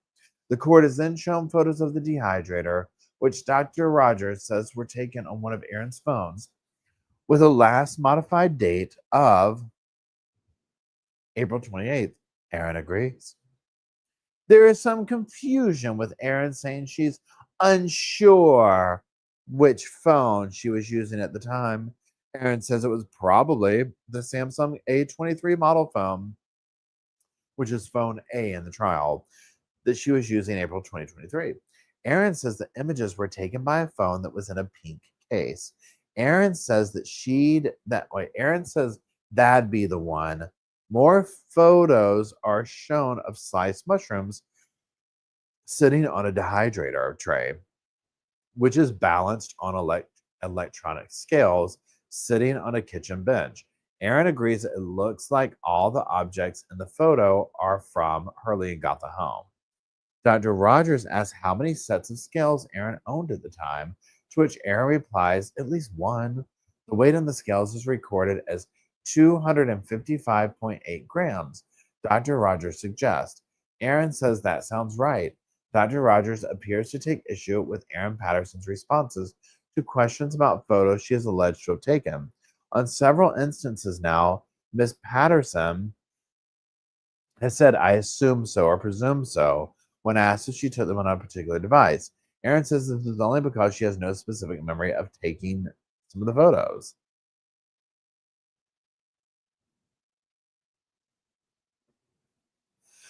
Dr. Rogers asks Erin a long question with several propositions in it, and Justice Beale interjects, asking her to break it down. Erin denies that the photos are of a death cap mushrooms. The prosecution then takes the court to another photo of what appears to be a mushroom matter sitting on a tray. The prosecution suggests that this new photo has different mushrooms than the ones previously pictured, and Erin agrees.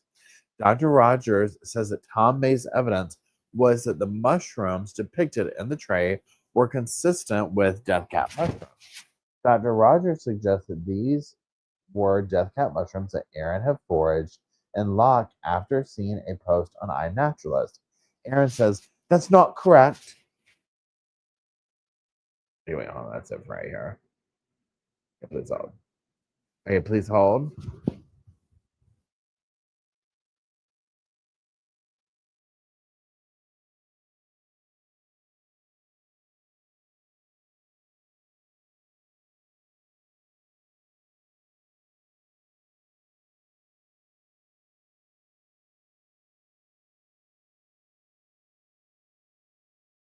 Okay, please hold.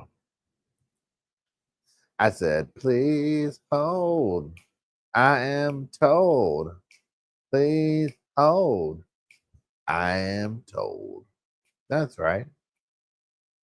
Uh-huh. That's right. Okay.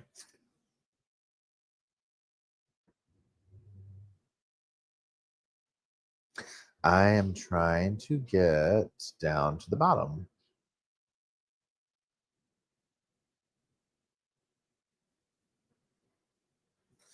Welcome to the Bloody Blog.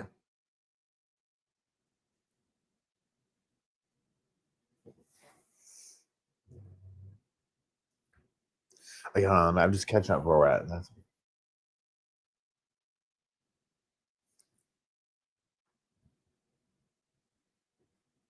Okay, so we're gonna jump. So now we're getting to like what is today, Friday. So like yesterday, or I forget how it is, like 14 hours ago, basically, whatever that means. Um,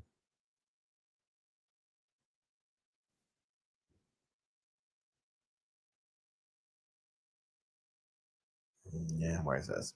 So, what has, and this is by Judd Boaz. What has the prosecution suggested? That her claims about having cancer were part of the murder plot, that Erin planted the idea of her having health issues weeks before the lunch, that she secretly mocked her in law's religion, that Erin had deliberately foraged death cap mushrooms on or after April 28th, that she weighed the foraged mushrooms in her kitchen to determine a fatal dose before dehydrating them. Erin has rejected all of these suggestions and say they are untrue.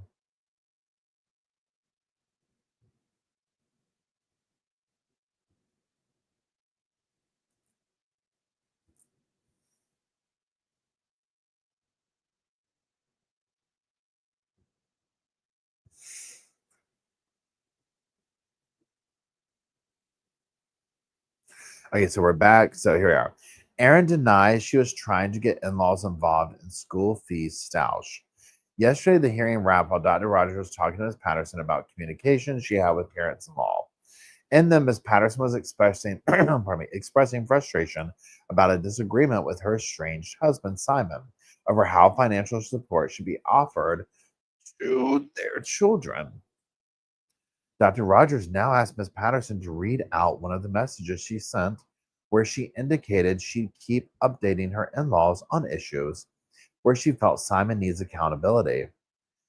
She agrees that the children's school fees were a big issue in the message she sent to her parents in law, but she disputes that she was trying to get Don and Gail to make Simon pay the school fees she felt he should be contributing. I was not trying to get them to do that, Miss Patterson says. Well, then here's my sidebar. What were you trying to do? She was trying to manipulate the situation to happen.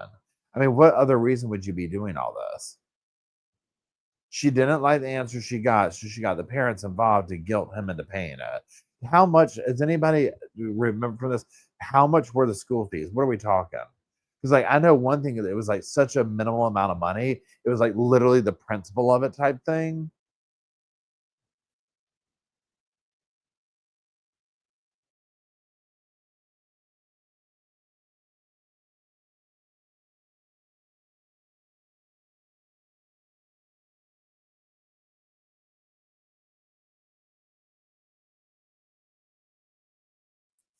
Oh, that's so scary, Lauren. I hope everybody's okay. Oh my gosh.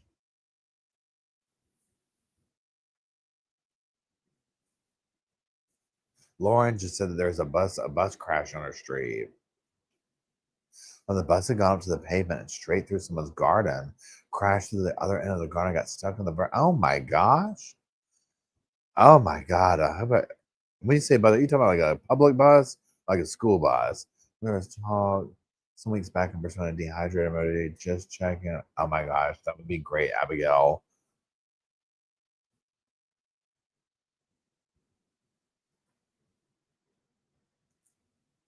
School fees because Erin changed their school mid-year without consulting Simon. So she again. So do you notice where a lot of the stuff is that Erin creates the issue and then wants Simon to pay?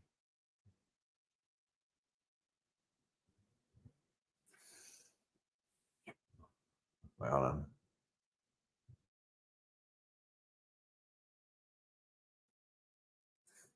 a public bus with passengers. Oh, God bless them. I hope they're okay, but they're shaken up.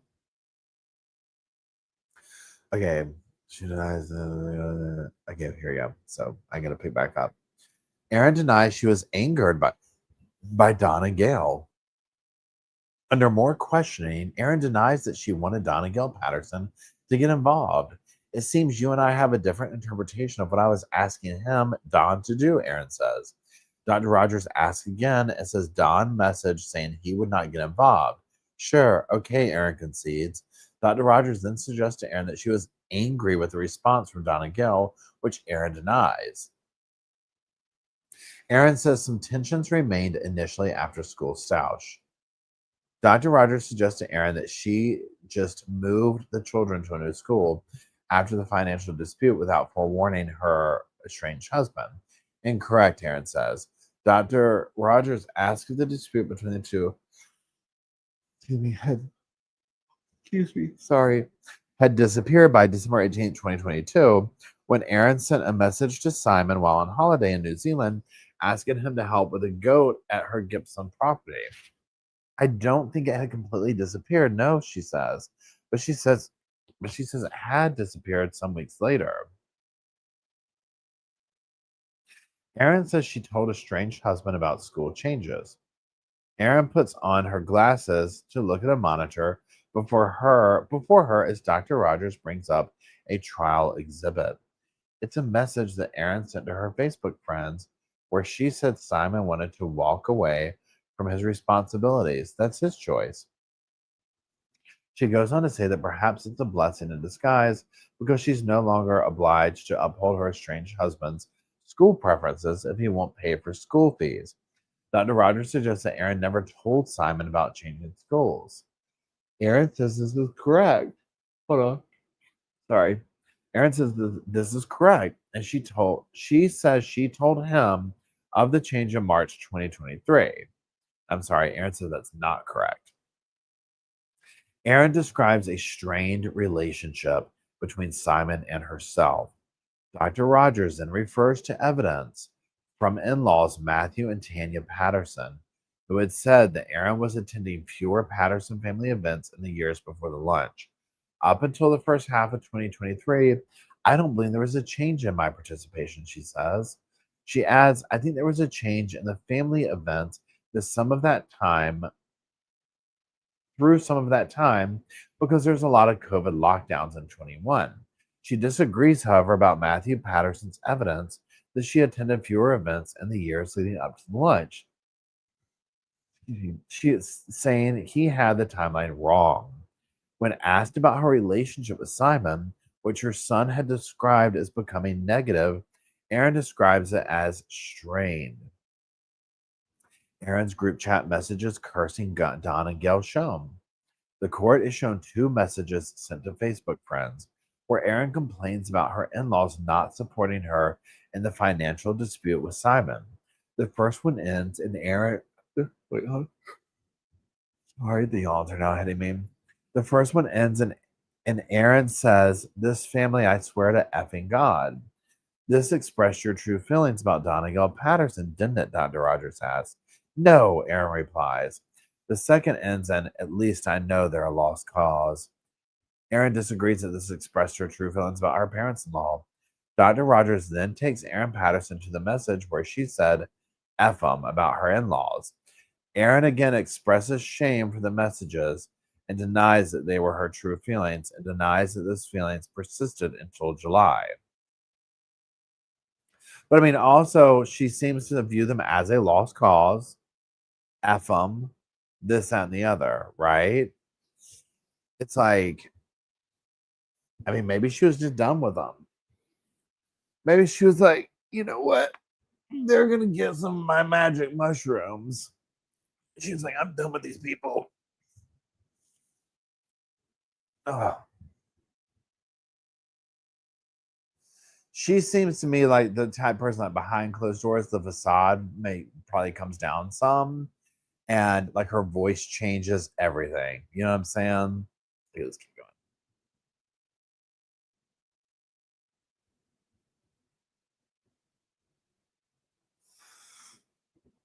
Dr. Rogers' questioning is probing whether the message is expressed simply a vent or deeper emotional views Erin held towards her in-laws. Rogers, were you frustrated when you wrote F 'em? Patterson, yeah, I was. Rogers, not angry? Patterson, no, I was frustrated and upset. Erin is then taken to a message where she wondered why Gail Patterson didn't reflect more on her deadbeat son. Erin, I was frustrated. Rogers, and hurt? Erin, I don't think hurt is reflected in this message. I was frustrated. Erin calls the testimony of witness Christine Hunt incorrect. Erin then disagrees with more evidence previously given by her friend Christine Hunt. She disagrees that she told Miss Hunt that Simon was coercive or that she was never happy with his commitment to things. Erin seems mystified by some of Miss Hunt's claims raised by the prosecution, saying she wasn't sure where it stemmed from. Yesterday, Erin told the court she was not close with Miss Hunt. She's then taken to evidence from another Facebook friend, Danielle Barkley, who recalled Erin telling her that Simon wasn't a very nice person. Erin can't recall that, but does recall messages expressing concern about Simon's cleanliness. Yeah, it's true because I had to spend 2 weeks cleaning his house at one point, she says. She also confirms that she told Ms. Barkley she wasn't happy with the way Simon lived. Erin says she did not tell Simon about her medical issues and lunch invite. Dr. Rogers then moves to a conversation Erin had with Simon on July 16th, 2023, after a church service about the beef Wellington lunch. His evidence is that you had at some point medical news that you wanted advice on how to break to the kids, Dr. Rogers says. Erin says that's not correct. Erin went on to say that, Simon went on to say that Erin told him she'd invited everyone to lunch to discuss that topic. No, that's not what I told him, Erin says. Did you ask him if he would be able to come on the 29th of July, 2023? Dr. Rogers asked. I did invite him to lunch. Yes, Erin says. He also said you were keen for the lunch, not to be with the kids, Dr. Rogers says. Did you say that to Simon or not? I did not, Erin replied.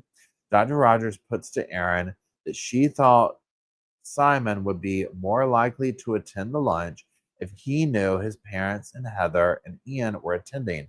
Erin disagrees. So everything about this is just now not what it was or whatever.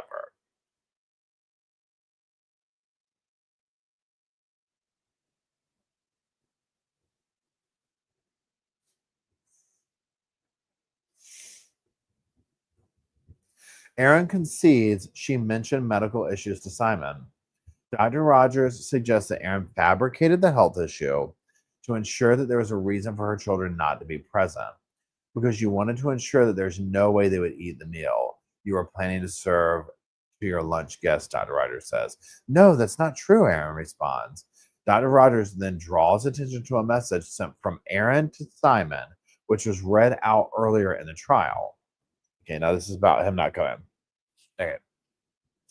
That's really disappointing. I've spent hours this week preparing lunch for tomorrow, which has been exhausting in light of the issues I'm facing, and spent a small fortune on beef eye fillet to make beef Wellingtons because I wanted it to be a special meal, as I may not be able to host a lunch like this again for some time. It's important to me that you're all there tomorrow and that I can have the conversations that I need to have. I hope you'll change your mind. Your parents and Heather and Ian are coming at 12:30, and I hope to see you there. Now, pause there for a second. Remember, she's now saying that she was making that up because she was going to have gastric bypass surgery, but she was afraid to say that. So now in that light, that makes that text message seem even worse. You know what I'm saying? Because it's like, okay, so you were already lying about this. So that's how you're going to be right there. Yeah, Wampa says, I hate the emotional manipulation. Exactly, right? You know, she decided right then and there, she was like, oh, your parents are getting a big old serving of this. She went to their plate right there and just dumped them on. You know, she was just whatever. Okay, let's keep going. Wait, wrong one. Where we go? There we are. Okay.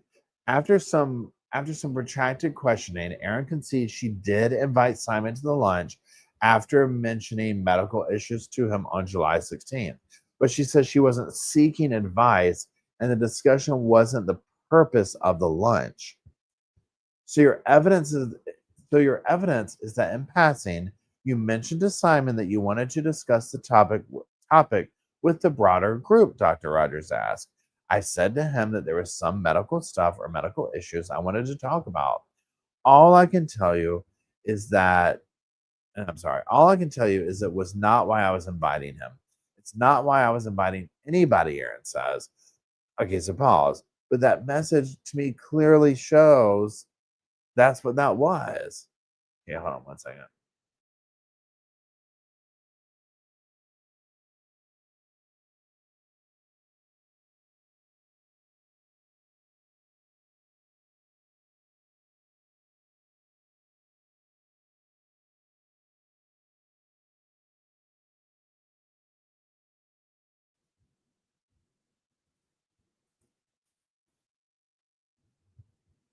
Erin concedes she referred to medical issues and messages to husband. Dr. Rogers then returns to the text between Erin and Simon after Simon told her he wouldn't be coming. Specifically, a line from Erin saying, I may not be able to host a lunch like this again for some time, which Erin agrees is a reference to a medical issue. Dr. Rogers puts to Erin that she lied to Simon in the message where she said it was important I can have the conversations I need to have. When asked if it was a reference to medical issues, Erin says yes. But you weren't confronting any medical issues, were you? Dr. Rogers asked. I think I was, Erin says, stating her gastric bypass surgery appointment for early September was booked at a clinic in Melbourne. I mean, again, it's a lot of work. This one is a lot of work. Erin denies making extra poisoned beef Wellington for husband. Miss Patterson, she probably took his servant and put it into his parents. Let me get all tucked in here. Okay. Miss Patterson agrees that she hoped her messages would lead Simon to attend the meal. Dr. Rogers then suggests that Erin had made an extra poisoned beef Wellington for Simon. Erin says this is wrong. Dr. Rogers suggests that when he had not attended, Erin had thrown the extra Wellington in the bin. Erin says she did throw mushroom and pastry in the bin, but denies she had attempted to poison her estranged husband.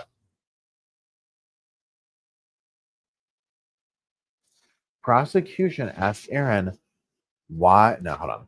Prosecution asked why Erin did not tell authorities about possible death cap poisoning.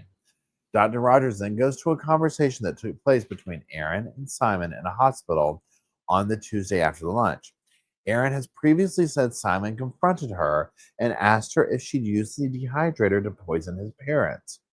Simon denies he said that. In evidence earlier this week, Erin said after that conversation, it got me thinking about all the times that I'd used the dehydrator and how I had dried foraged mushrooms in it weeks earlier. And I was starting to think, what if they'd gone in the container with the Chinese mushrooms, Erin said. Dr. Rogers recounts Erin then told the court she became scared and started to worry that authorities would think it was intentional. Not intentional. If we had a non-intentional moment for her, I would have died. You agree that you told police in your record of interview that you loved Don and Gail, Dr. Rogers asked. Correct, Erin says. Surely, if you had loved them, you would have immediately notified the medical authorities that there was a possibility that the foraged mushrooms had ended up in the meal, Dr. Rogers says. Well, I didn't, Erin says. I had been told that the people were getting treatment for possible death cap mushroom poisoning. So that was already happening. Dr. Rogers notes that this was days before anyone had died, but Erin didn't tell a single person that foraged mushrooms may be in the meal. Correct, Erin says. Instead, on Wednesday, Erin got up, drove the kids to school, and then came home. Then you got rid of the dehydrator, Dr. Rogers says, and Erin confirms that's what happened. Go on, slam the gavel down. That's enough for me right there.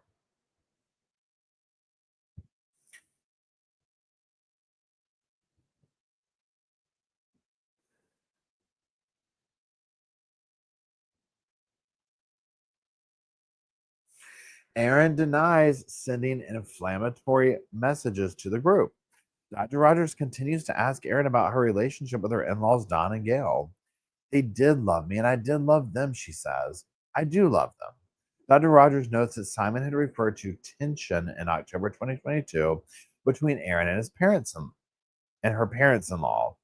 Erin agrees that's what Simon said. Dr. Rogers asked her if that was true. From my point of view, I wasn't aware of any tension. in that October period or September. Yeah, she says. In December, Erin notes there was some tension, which was evident in the signal messages where clearly I was frustrated. During his testimony, Simon said Erin sent inflammatory messages to the family group chat accusing him of things and that he was worried what effect the messages would have on his mother. Dr. Rogers asked if Erin sent these extremely aggressive messages to the Signal group in 2022. I don't think I sent from my perspective. I'm not aware that there were any extremely aggressive or inflammatory, hold on, or inflammatory messages. No, she says. Wait, wrong way. Hold on. Erin says Katrina Cripps is wrong for a second time. Dr. Rogers then moves to evidence from child protection worker Katrina Cripps, who said that after the lunch, Erin told her she had a good relationship with her in laws until recently. Ms. Cripps told the court that Erin recounted to her feeling isolated since the relationship with Simon had deteriorated. I did become concerned about that. Yes, Patterson says. Did you tell Ms. Cripps that you were not invited to the family events that you would normally attend? Ms. Patterson says she thinks she would have phrased it more along the lines of being concerned that she was not being invited to events. There was only one that I know I wasn't invited to, Erin says. She says she had thought there was another event, but I was wrong about that. Erin wants to clarify that it's possible. She said what Miss Cripps had remembered her saying. My information is also failable. So I don't remember saying, wait, hold on. So I don't remember saying that. So I think that she's wrong, Erin says. Dr. Rogers asked Erin if Miss Cripps was wrong, and after a pause, Erin says yes. Yesterday, Erin also told the court that hold on. Yesterday, Erin also told the court that parts of Miss Cripps' testimony was incorrect. Erin says Patterson's treated her like their own daughter. I said that they had always treated me like a daughter, not a daughter-in-law, Erin says. They treated me like their own daughter. Erin says it was unusual for her to host a lunch at her house. Dr. Rogers then takes Erin Patterson back to a conversation she had with senior Dr. Rhonda Stewart the day after the lunch. Professor Stewart gave evidence that Erin told her the lunch was with her in-laws and ex-husband, but it wasn't unusual because she had a good relationship. I wouldn't I wouldn't have called Simon my ex-husband because he was not, and still is not, Erin says, but she cannot recall speaking with Professor Stewart. Was it unusual for you to invite people to your house for lunch? Dr. Rogers asked. Yeah, probably true, Erin says. She agrees she wanted this lunch to be special event. She wanted it to be a special event for her relatives. Dr. Rogers then raises Simon's evidence that he, Erin, and his parents. Dr. Rogers then raises Simon's evidence that he, Erin, his parents, and his aunt and uncle had not eaten a meal together in years. Erin says this is probably true. Oh, yeah. She was like, I'm taking them all out. Okay, let me get a little rehydration going on here.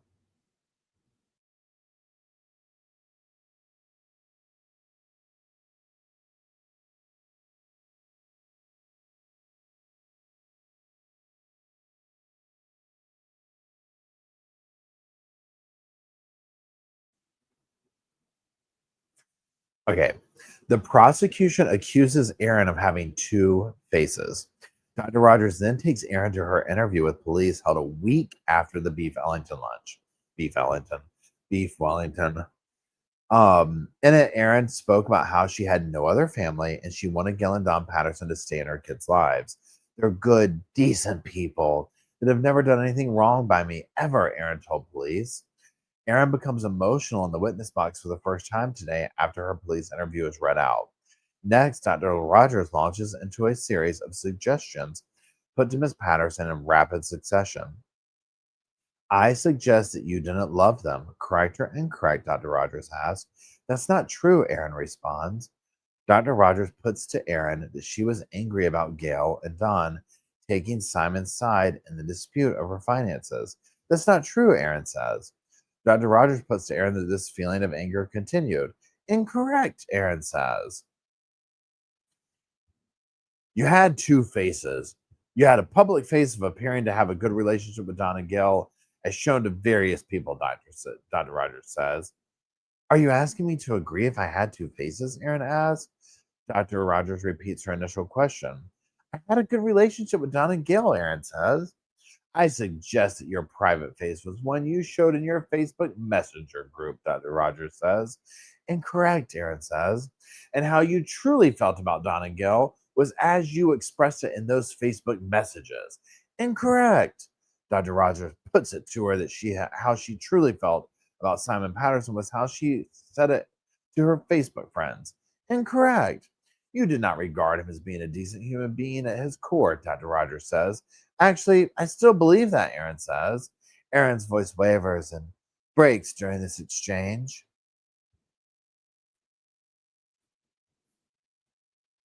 July 30th phone conversation between, excuse me, get the faces, Okay, the conversation between Simon and Erin is raised, July 30th phone call. Evidence given by Simon Patterson about a phone call on July 30th, one day after the lunch, is raised by the prosecution. Dr. Rogers reads out the transcript from Simon's testimony, which read, I told her that Mom and Dad and Heather and Ian were all crook and that they'd all been admitted to hospital. Dr. Rogers suggests Simon only informed Erin about his parents' illness and that conversation ended after this point. Erin disagrees. We discussed how Don and Gail were. That's how I found out about them in hospital, she says. Dr. Rogers suggests that Simon told Erin about his parents. She did not ask any follow-up questions about their health. Erin says that's wrong. Dr. Rogers again asks if Erin ever inquired about Don's health during the phone call. Erin maintains that she did. Dr. Rogers turns to evidence from Simon, who said he was intrigued that Erin never asked how her in-laws were. Erin disagrees, says she did ask how her parents-in-law were going, as well as Ian and Heather Wilkinson. Sorry. Why were Heather and Ian Wilkinson invited to the lunch? This should be good. The focus then turns to the two other guests, Ian and Heather. Dr. Rogers reminds the court that Heather was Gail Patterson's sister, and they lived in the same region. According to Erin's son, the relationship between the Wilkinsons the Wilkinsons and Erin was neither negative nor strong. Yeah, that's probably fair, Erin says. She agrees they hadn't been to her home before. Dr. Rogers reminds the court that Mr. Wilkinson gave evidence that he and his wife were excited to get the invitation to go to lunch. Excuse me. Why is it that you invited Ian and Heather to the lunch? Dr. Rogers asked. There's a few reasons, Erin begins. Ian had been my pastor for years and years, and I would see and speak with Ian and Heather a lot after church, and I really liked them, and I wanted to have a stronger relationship with them. When I had invited Gail and Don for lunch in June, Gail had said that what I had done for the garden was really nice, and Heather would really like to see it. Erin says she saw it as an opportunity to bring them close together. Where we go? I wanted to say thank you to them for being good to me over the years. Heather helped me a lot when my daughter was little, and I was shy and didn't know many people, she says. I wanted to say thank you to her, Erin says, sobbing before reaching for a tissue to dab at both her eyes and sniff. The prosecution suggests that Heather and Ian were strategic. Dr. Rogers suggests that Erin invited Heather and Ian in order to make it more likely that Don and Gail Patterson would attend the lunch. Erin denies this, saying that Don and Gail would have come to the lunch because they loved her. Dr. Rogers suggests she also invited Heather and Ian so that Simon would attend the lunch. Erin denies this also. Erin doesn't remember web searches for death cap mushrooms. How convenient.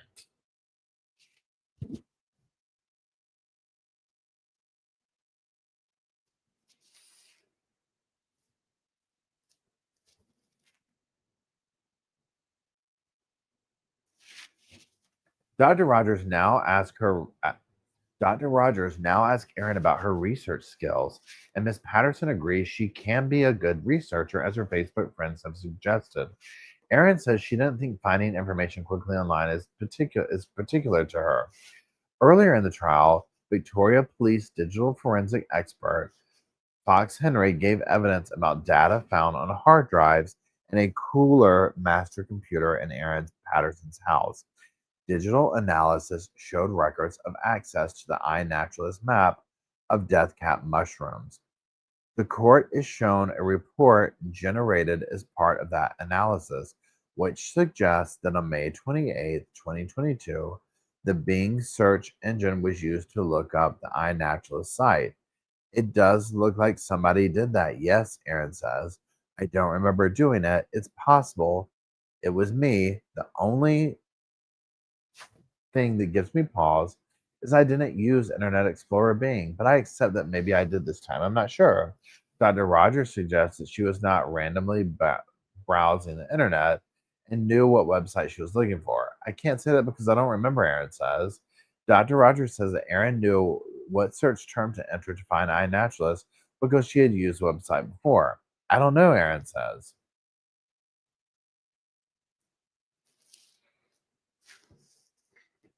Excuse me. Dr. Rogers continues to follow the report and suggests Erin then navigated to a more specific map about death cap mushrooms on the iNaturalist site. I don't have a specific memory of this day or the internet search, but my evidence is it's possible, Erin says, because I remember at some point wanting to find out if death cap mushrooms grow in Gippsland and finding out that they do not. So it might have been the search. Screenshots of iNaturalist shown to Erin. The court has shown a screenshot of iNaturalist page taken in December 2024 by police investigators. It shows a map of Melbourne extending into the Victorian region around it. Red dots mark out death cap mushroom sightings. The URL is one Dr. Rogers alleges that Erin Patterson looked at in May 2022 on the Cooler Master computer.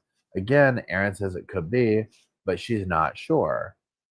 That's followed by a URL for a specific listing for a death cap mushroom sighting in Melbourne Southeast. Again, Erin says it's probable. I don't know. Dr. Rogers puts to Erin that she was the one who used the Cooler Master computer to search for these things. She says, I don't know, when asked if it could be her children.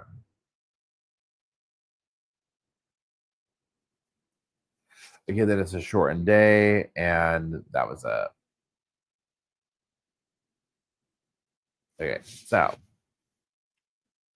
yeah. Okay, so that's all there. So I mean, I'm guessing. Oh goodness gracious! Oh, sorry. I'm guessing she's gonna be back on the stand again. What I'm seeing, this is my take on it. I think Erin is incredibly troubled. I think there's a lot going on there. I just think she's got a lot of stuff going on, a lot of emotional baggage, so on and so forth. I lying about the foraging, the amount of stuff that she lied about is concerning. The wanting to be so integrated into Simon's family, which I would understand if you were married, your kids, you wanted to have a healthy relationship with all extended family. That would be normal, right? There's two things going on here. Number one, her and Simon constantly separating and doing this and bringing the parents in to try and do all that. That's bizarre. That's manipulative, right? There's another level of this where Erin hides behind the veil of for the kids, but it's like I think as her motivation, it seems to be more about her relationship with the parents. And then the second that there's a red flag of that going away, it triggers this extreme abandonment thing or whatever she's got going on. I don't know. I'm not a professional, right? So it's like all that's going on. The amount of lying that she did, and again, who knows, right? But the line about the dehydrator, the this, the foraging, the that, it's all covering up this stuff. With the prosecutor saying, I think that you made this up. Oh, well, first of all, I think that you invited the Wilkinsons over to make sure that everybody would show up. I mean, it very well could be. Erin lying about the cancer, Erin lying about, oh, I'm going to tell him about this diagnosis, but I'm not going to tell him it's really for a gastric bypass.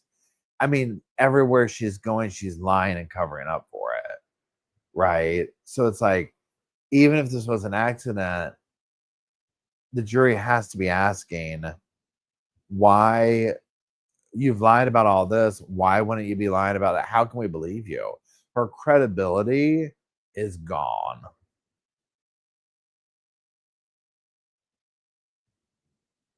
So that's where I'm just like,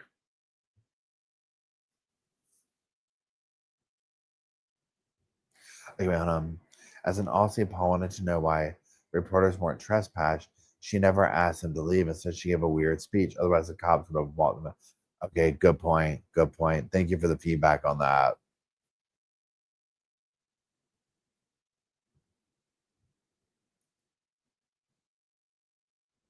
It does seem that she thinks she can lie her way out of it. Yeah, liar from Liarville, Emily says.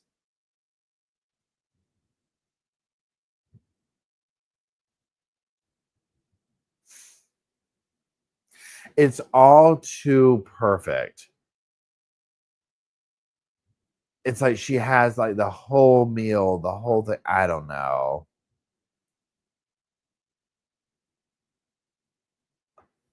Oh.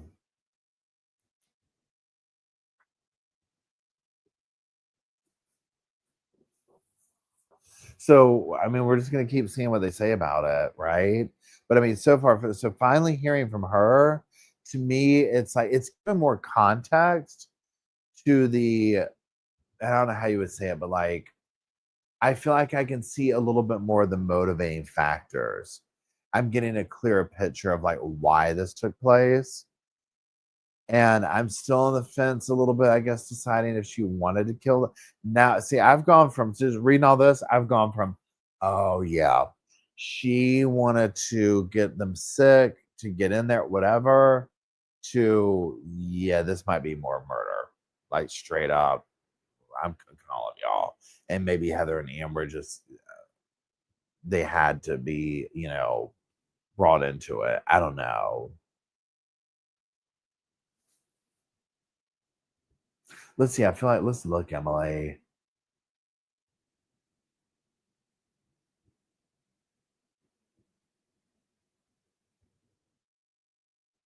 Okay, so it says, first of all, as a reminder, due to the King's birthday public holiday, court will resume on Tuesday. It's expected that the cross examination will continue then.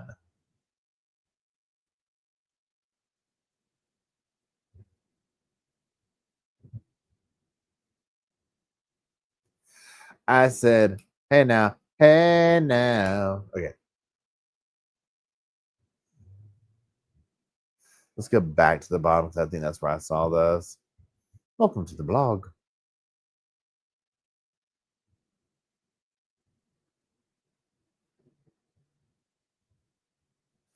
How much longer will the trial run? Erin Patterson's murder trial proceedings began at the end of April and we're now into June. Hold on, with the end some ways off. It's crazy. On Thursday, Beale addressed the jury about the time of the trial, which is nearing the end of its 6th week. He said Erin's evidence is expected to extend through the end of this week and into next week, when the court will only sit Tuesday to Friday due to the King's birthday. Then, after that, Beale said he'd need to have some legal discussions with the defense and prosecution in the absence of the jury. He said those discussions would consider whether there has to be any more evidence in the case and the directions he should provide to the jury when the trial nears its end. He said there's a possibility that after that there would be more evidence, meaning more witnesses. After that, there will be closing addresses from prosecution and defense, which he says could run for a couple of days each. Then his final address to the jury could take a couple of days before the jury retires. I mean, my gosh. So we still got a minute for this. We still got a minute. Um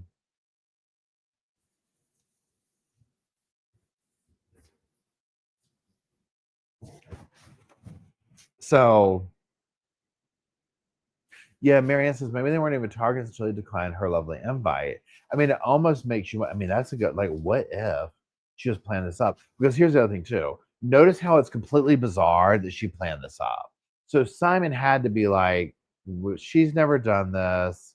What's going on? Blah, blah, blah, blah, blah. Hold on. Joanne says headlines in Australian newspaper front page reads Aaron lies exposed. Ooh, you know what? Let's do real quick.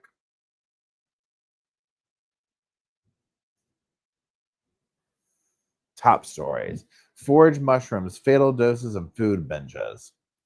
I'm just reading headlines real quick. People, woman accused of killing with meals as exotic mushrooms. Erin Patterson murder trial day 28 as it happened. Woman on trial for mushroom murder of in-laws says she was trying to fix something. Oh yeah. This is all over the place.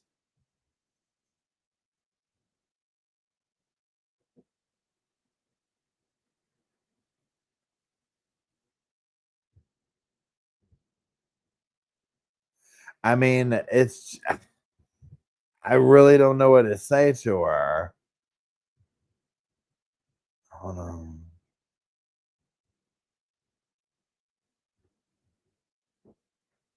Hold on, I'm reading. Let me just read through this.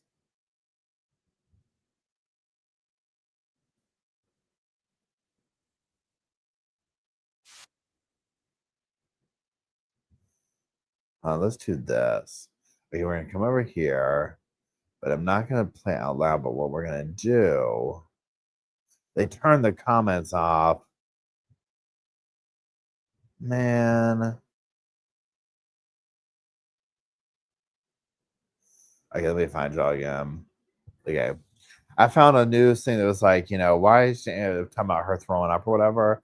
And I was like, let's read the comment section, especially because it's from Australian news. They turned the comments off though. You know that was gonna be good, right?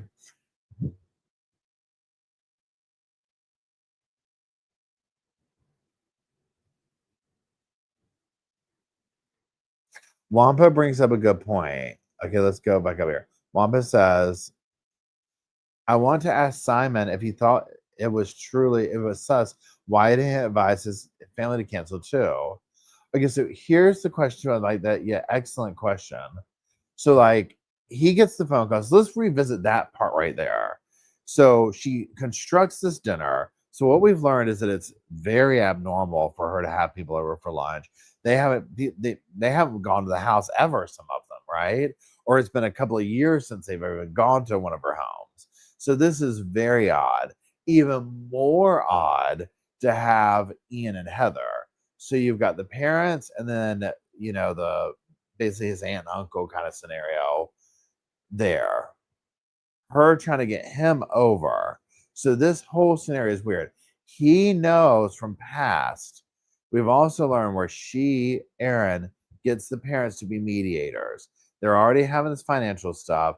So in Simon's world, I would assume that he is looking at this as she's going to try to sit here and what do you call it? Railroad me in front of my family over something, right? Like that's what I would be thinking. Like, what's she got up her sleeve? Like that we're having these, money thing, whatever. I'm not comfortable with this. I'm not going. I personally would be calling my parents up and be talking about, don't be going. Take the mushroom, pretend like at this point, I would not be thinking that she's trying to kill them with mushrooms, right?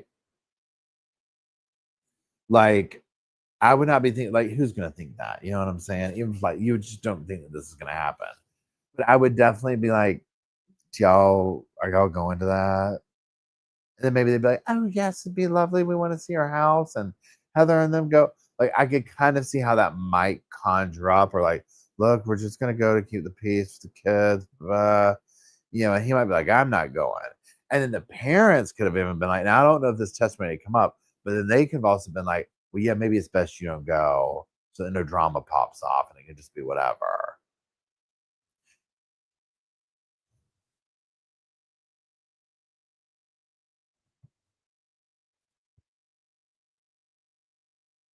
Yeah, I would have at some point been like,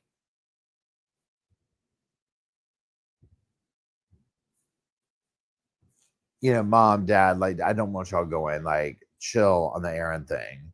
You know what I'm saying? But I mean, I wouldn't have been like, oh, she's trying to kill him. Yeah, obviously now. And then obviously hindsight, he's like, oh my God, did you try and kill the dehydrator? Like, seriously, when it all started coming to light? Because also, too,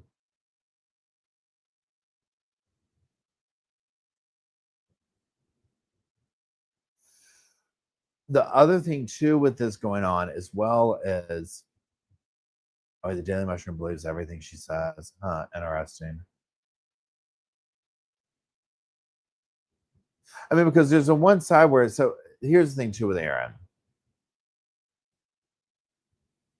It's so interesting because of how much evidence there is. Some of it's like, obviously, we don't have video of her intentionally. It's almost like a question of intentionality, obviously. She's trying to play it off like it was an accident. And hey, could have been. Maybe she did go forge some things by accident. Maybe she did buy some mushrooms from someplace or whatever. But it's all so weird. So it's like, if you take the poison part out of it, but extract the poisoning out and the death for a second and just look at all the other stuff, pardon me, that's where it's like, there's a lot going on with her. She's not a well person.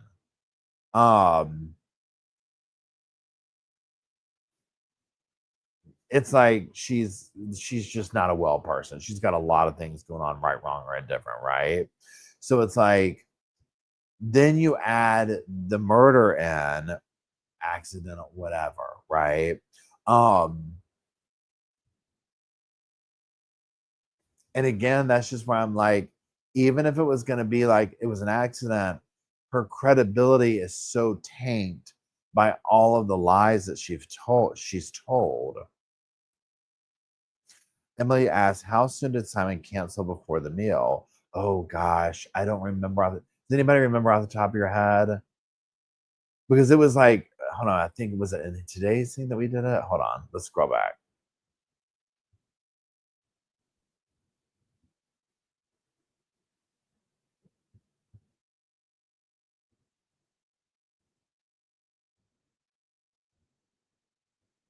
Oh,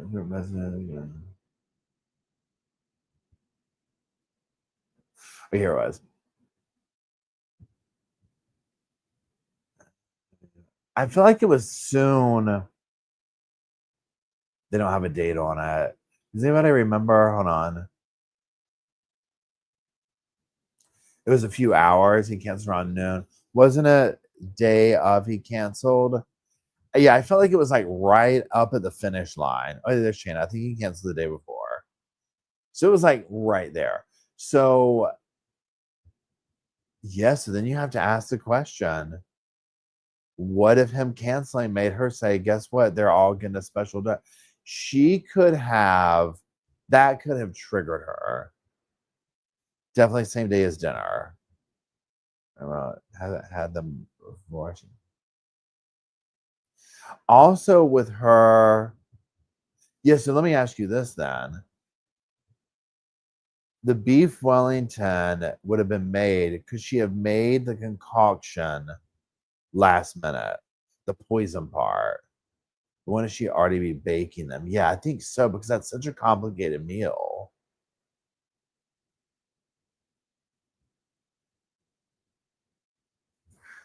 Yeah, Sherry says, I think she's gonna, because it takes very little. It does not take much of these death caps to take somebody out.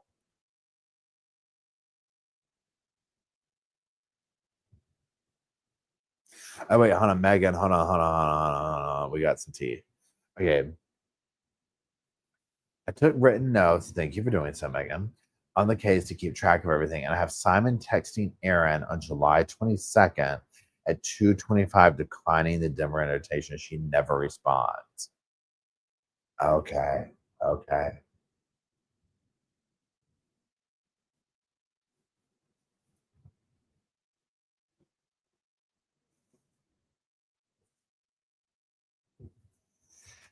Again, the whole thing is so senseless. Like that's the like.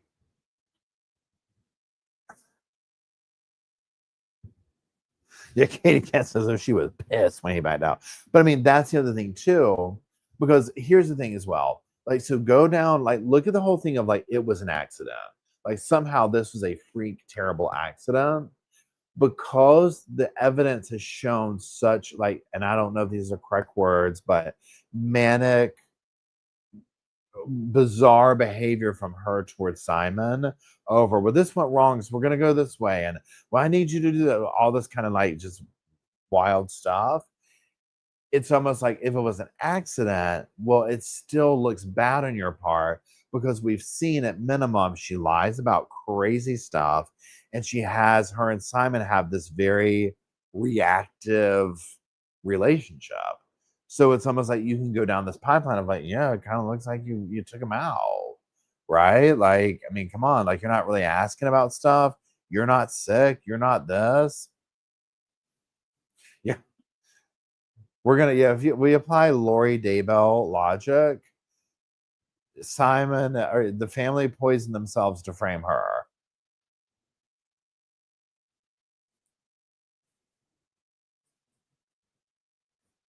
Hey, Karen, woohoo! Yep. So yeah, people who have just joined and whatnot, we're gonna be streaming. I set up a separate stream. I'm gonna go post on the other platforms. It's already there though, so it'll be end like this one. We're gonna end in a few minutes because I want to get some stuff done before we jump over or whatever to the thing. So, oh, so yeah.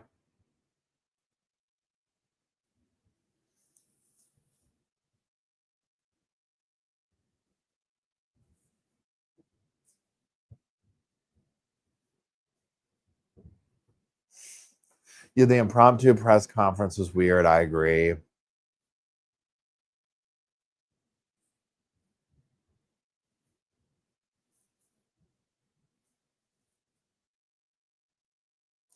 I don't feel like her, coming clean and saying, yeah, I've lied about all this crazy stuff. And then also her talking about like now being like, yeah, I've done all this foraging,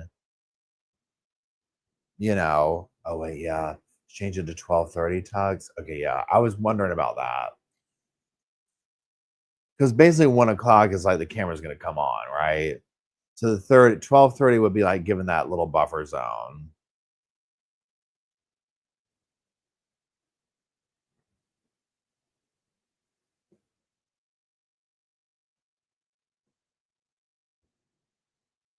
Yeah, so what I'm gonna do is, yeah, so for Lori trial, it starts like a little bit early, but because there's the what do you call it?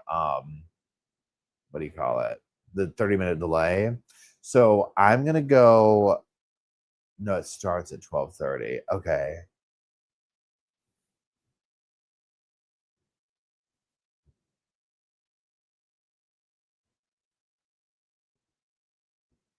So, yeah, so what we're gonna do is this. We're gonna end here. I'm gonna go adjust the stream for the Lori trial. Oh, the Daybell motion for thing is yep, denied. Woohoo, we love it. And so we'll reconvene in that live chat here in a little bit. What I'll do is I'm gonna go look at when Court TV has it scheduled, and then I'll put it up for them, like a little bit before that.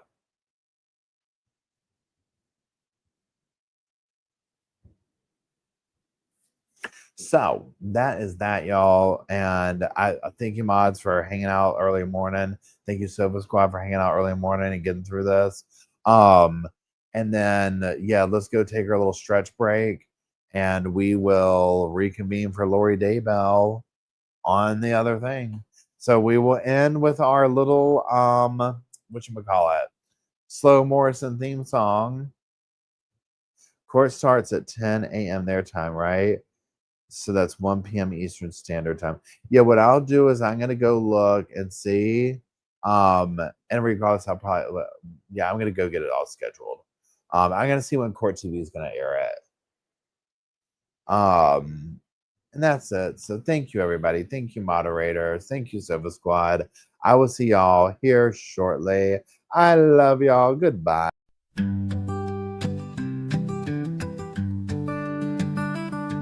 The pillows are fluff thanks to Miss Emily. The couch is wide enough. Join the family. It's all love while we laugh at first criminalities. Hey, hey, hey, welcome to the Sofa Squad. Sipping from the cup at hey, hey, hey, come laugh with the Sofa Squad. Can't roll my damn eyes hard enough. Oh, please, the puppies need me. Oh, oh, please, my body is rejecting none of that fancy credential stuff. I'm just here for the cringe binge. Hey, hey, hey, welcome to the Sofa Squad. Sipping from the cup and hey, hey, hey, come laugh with the Sofa Squad. Can't roll my damn eyes hard enough.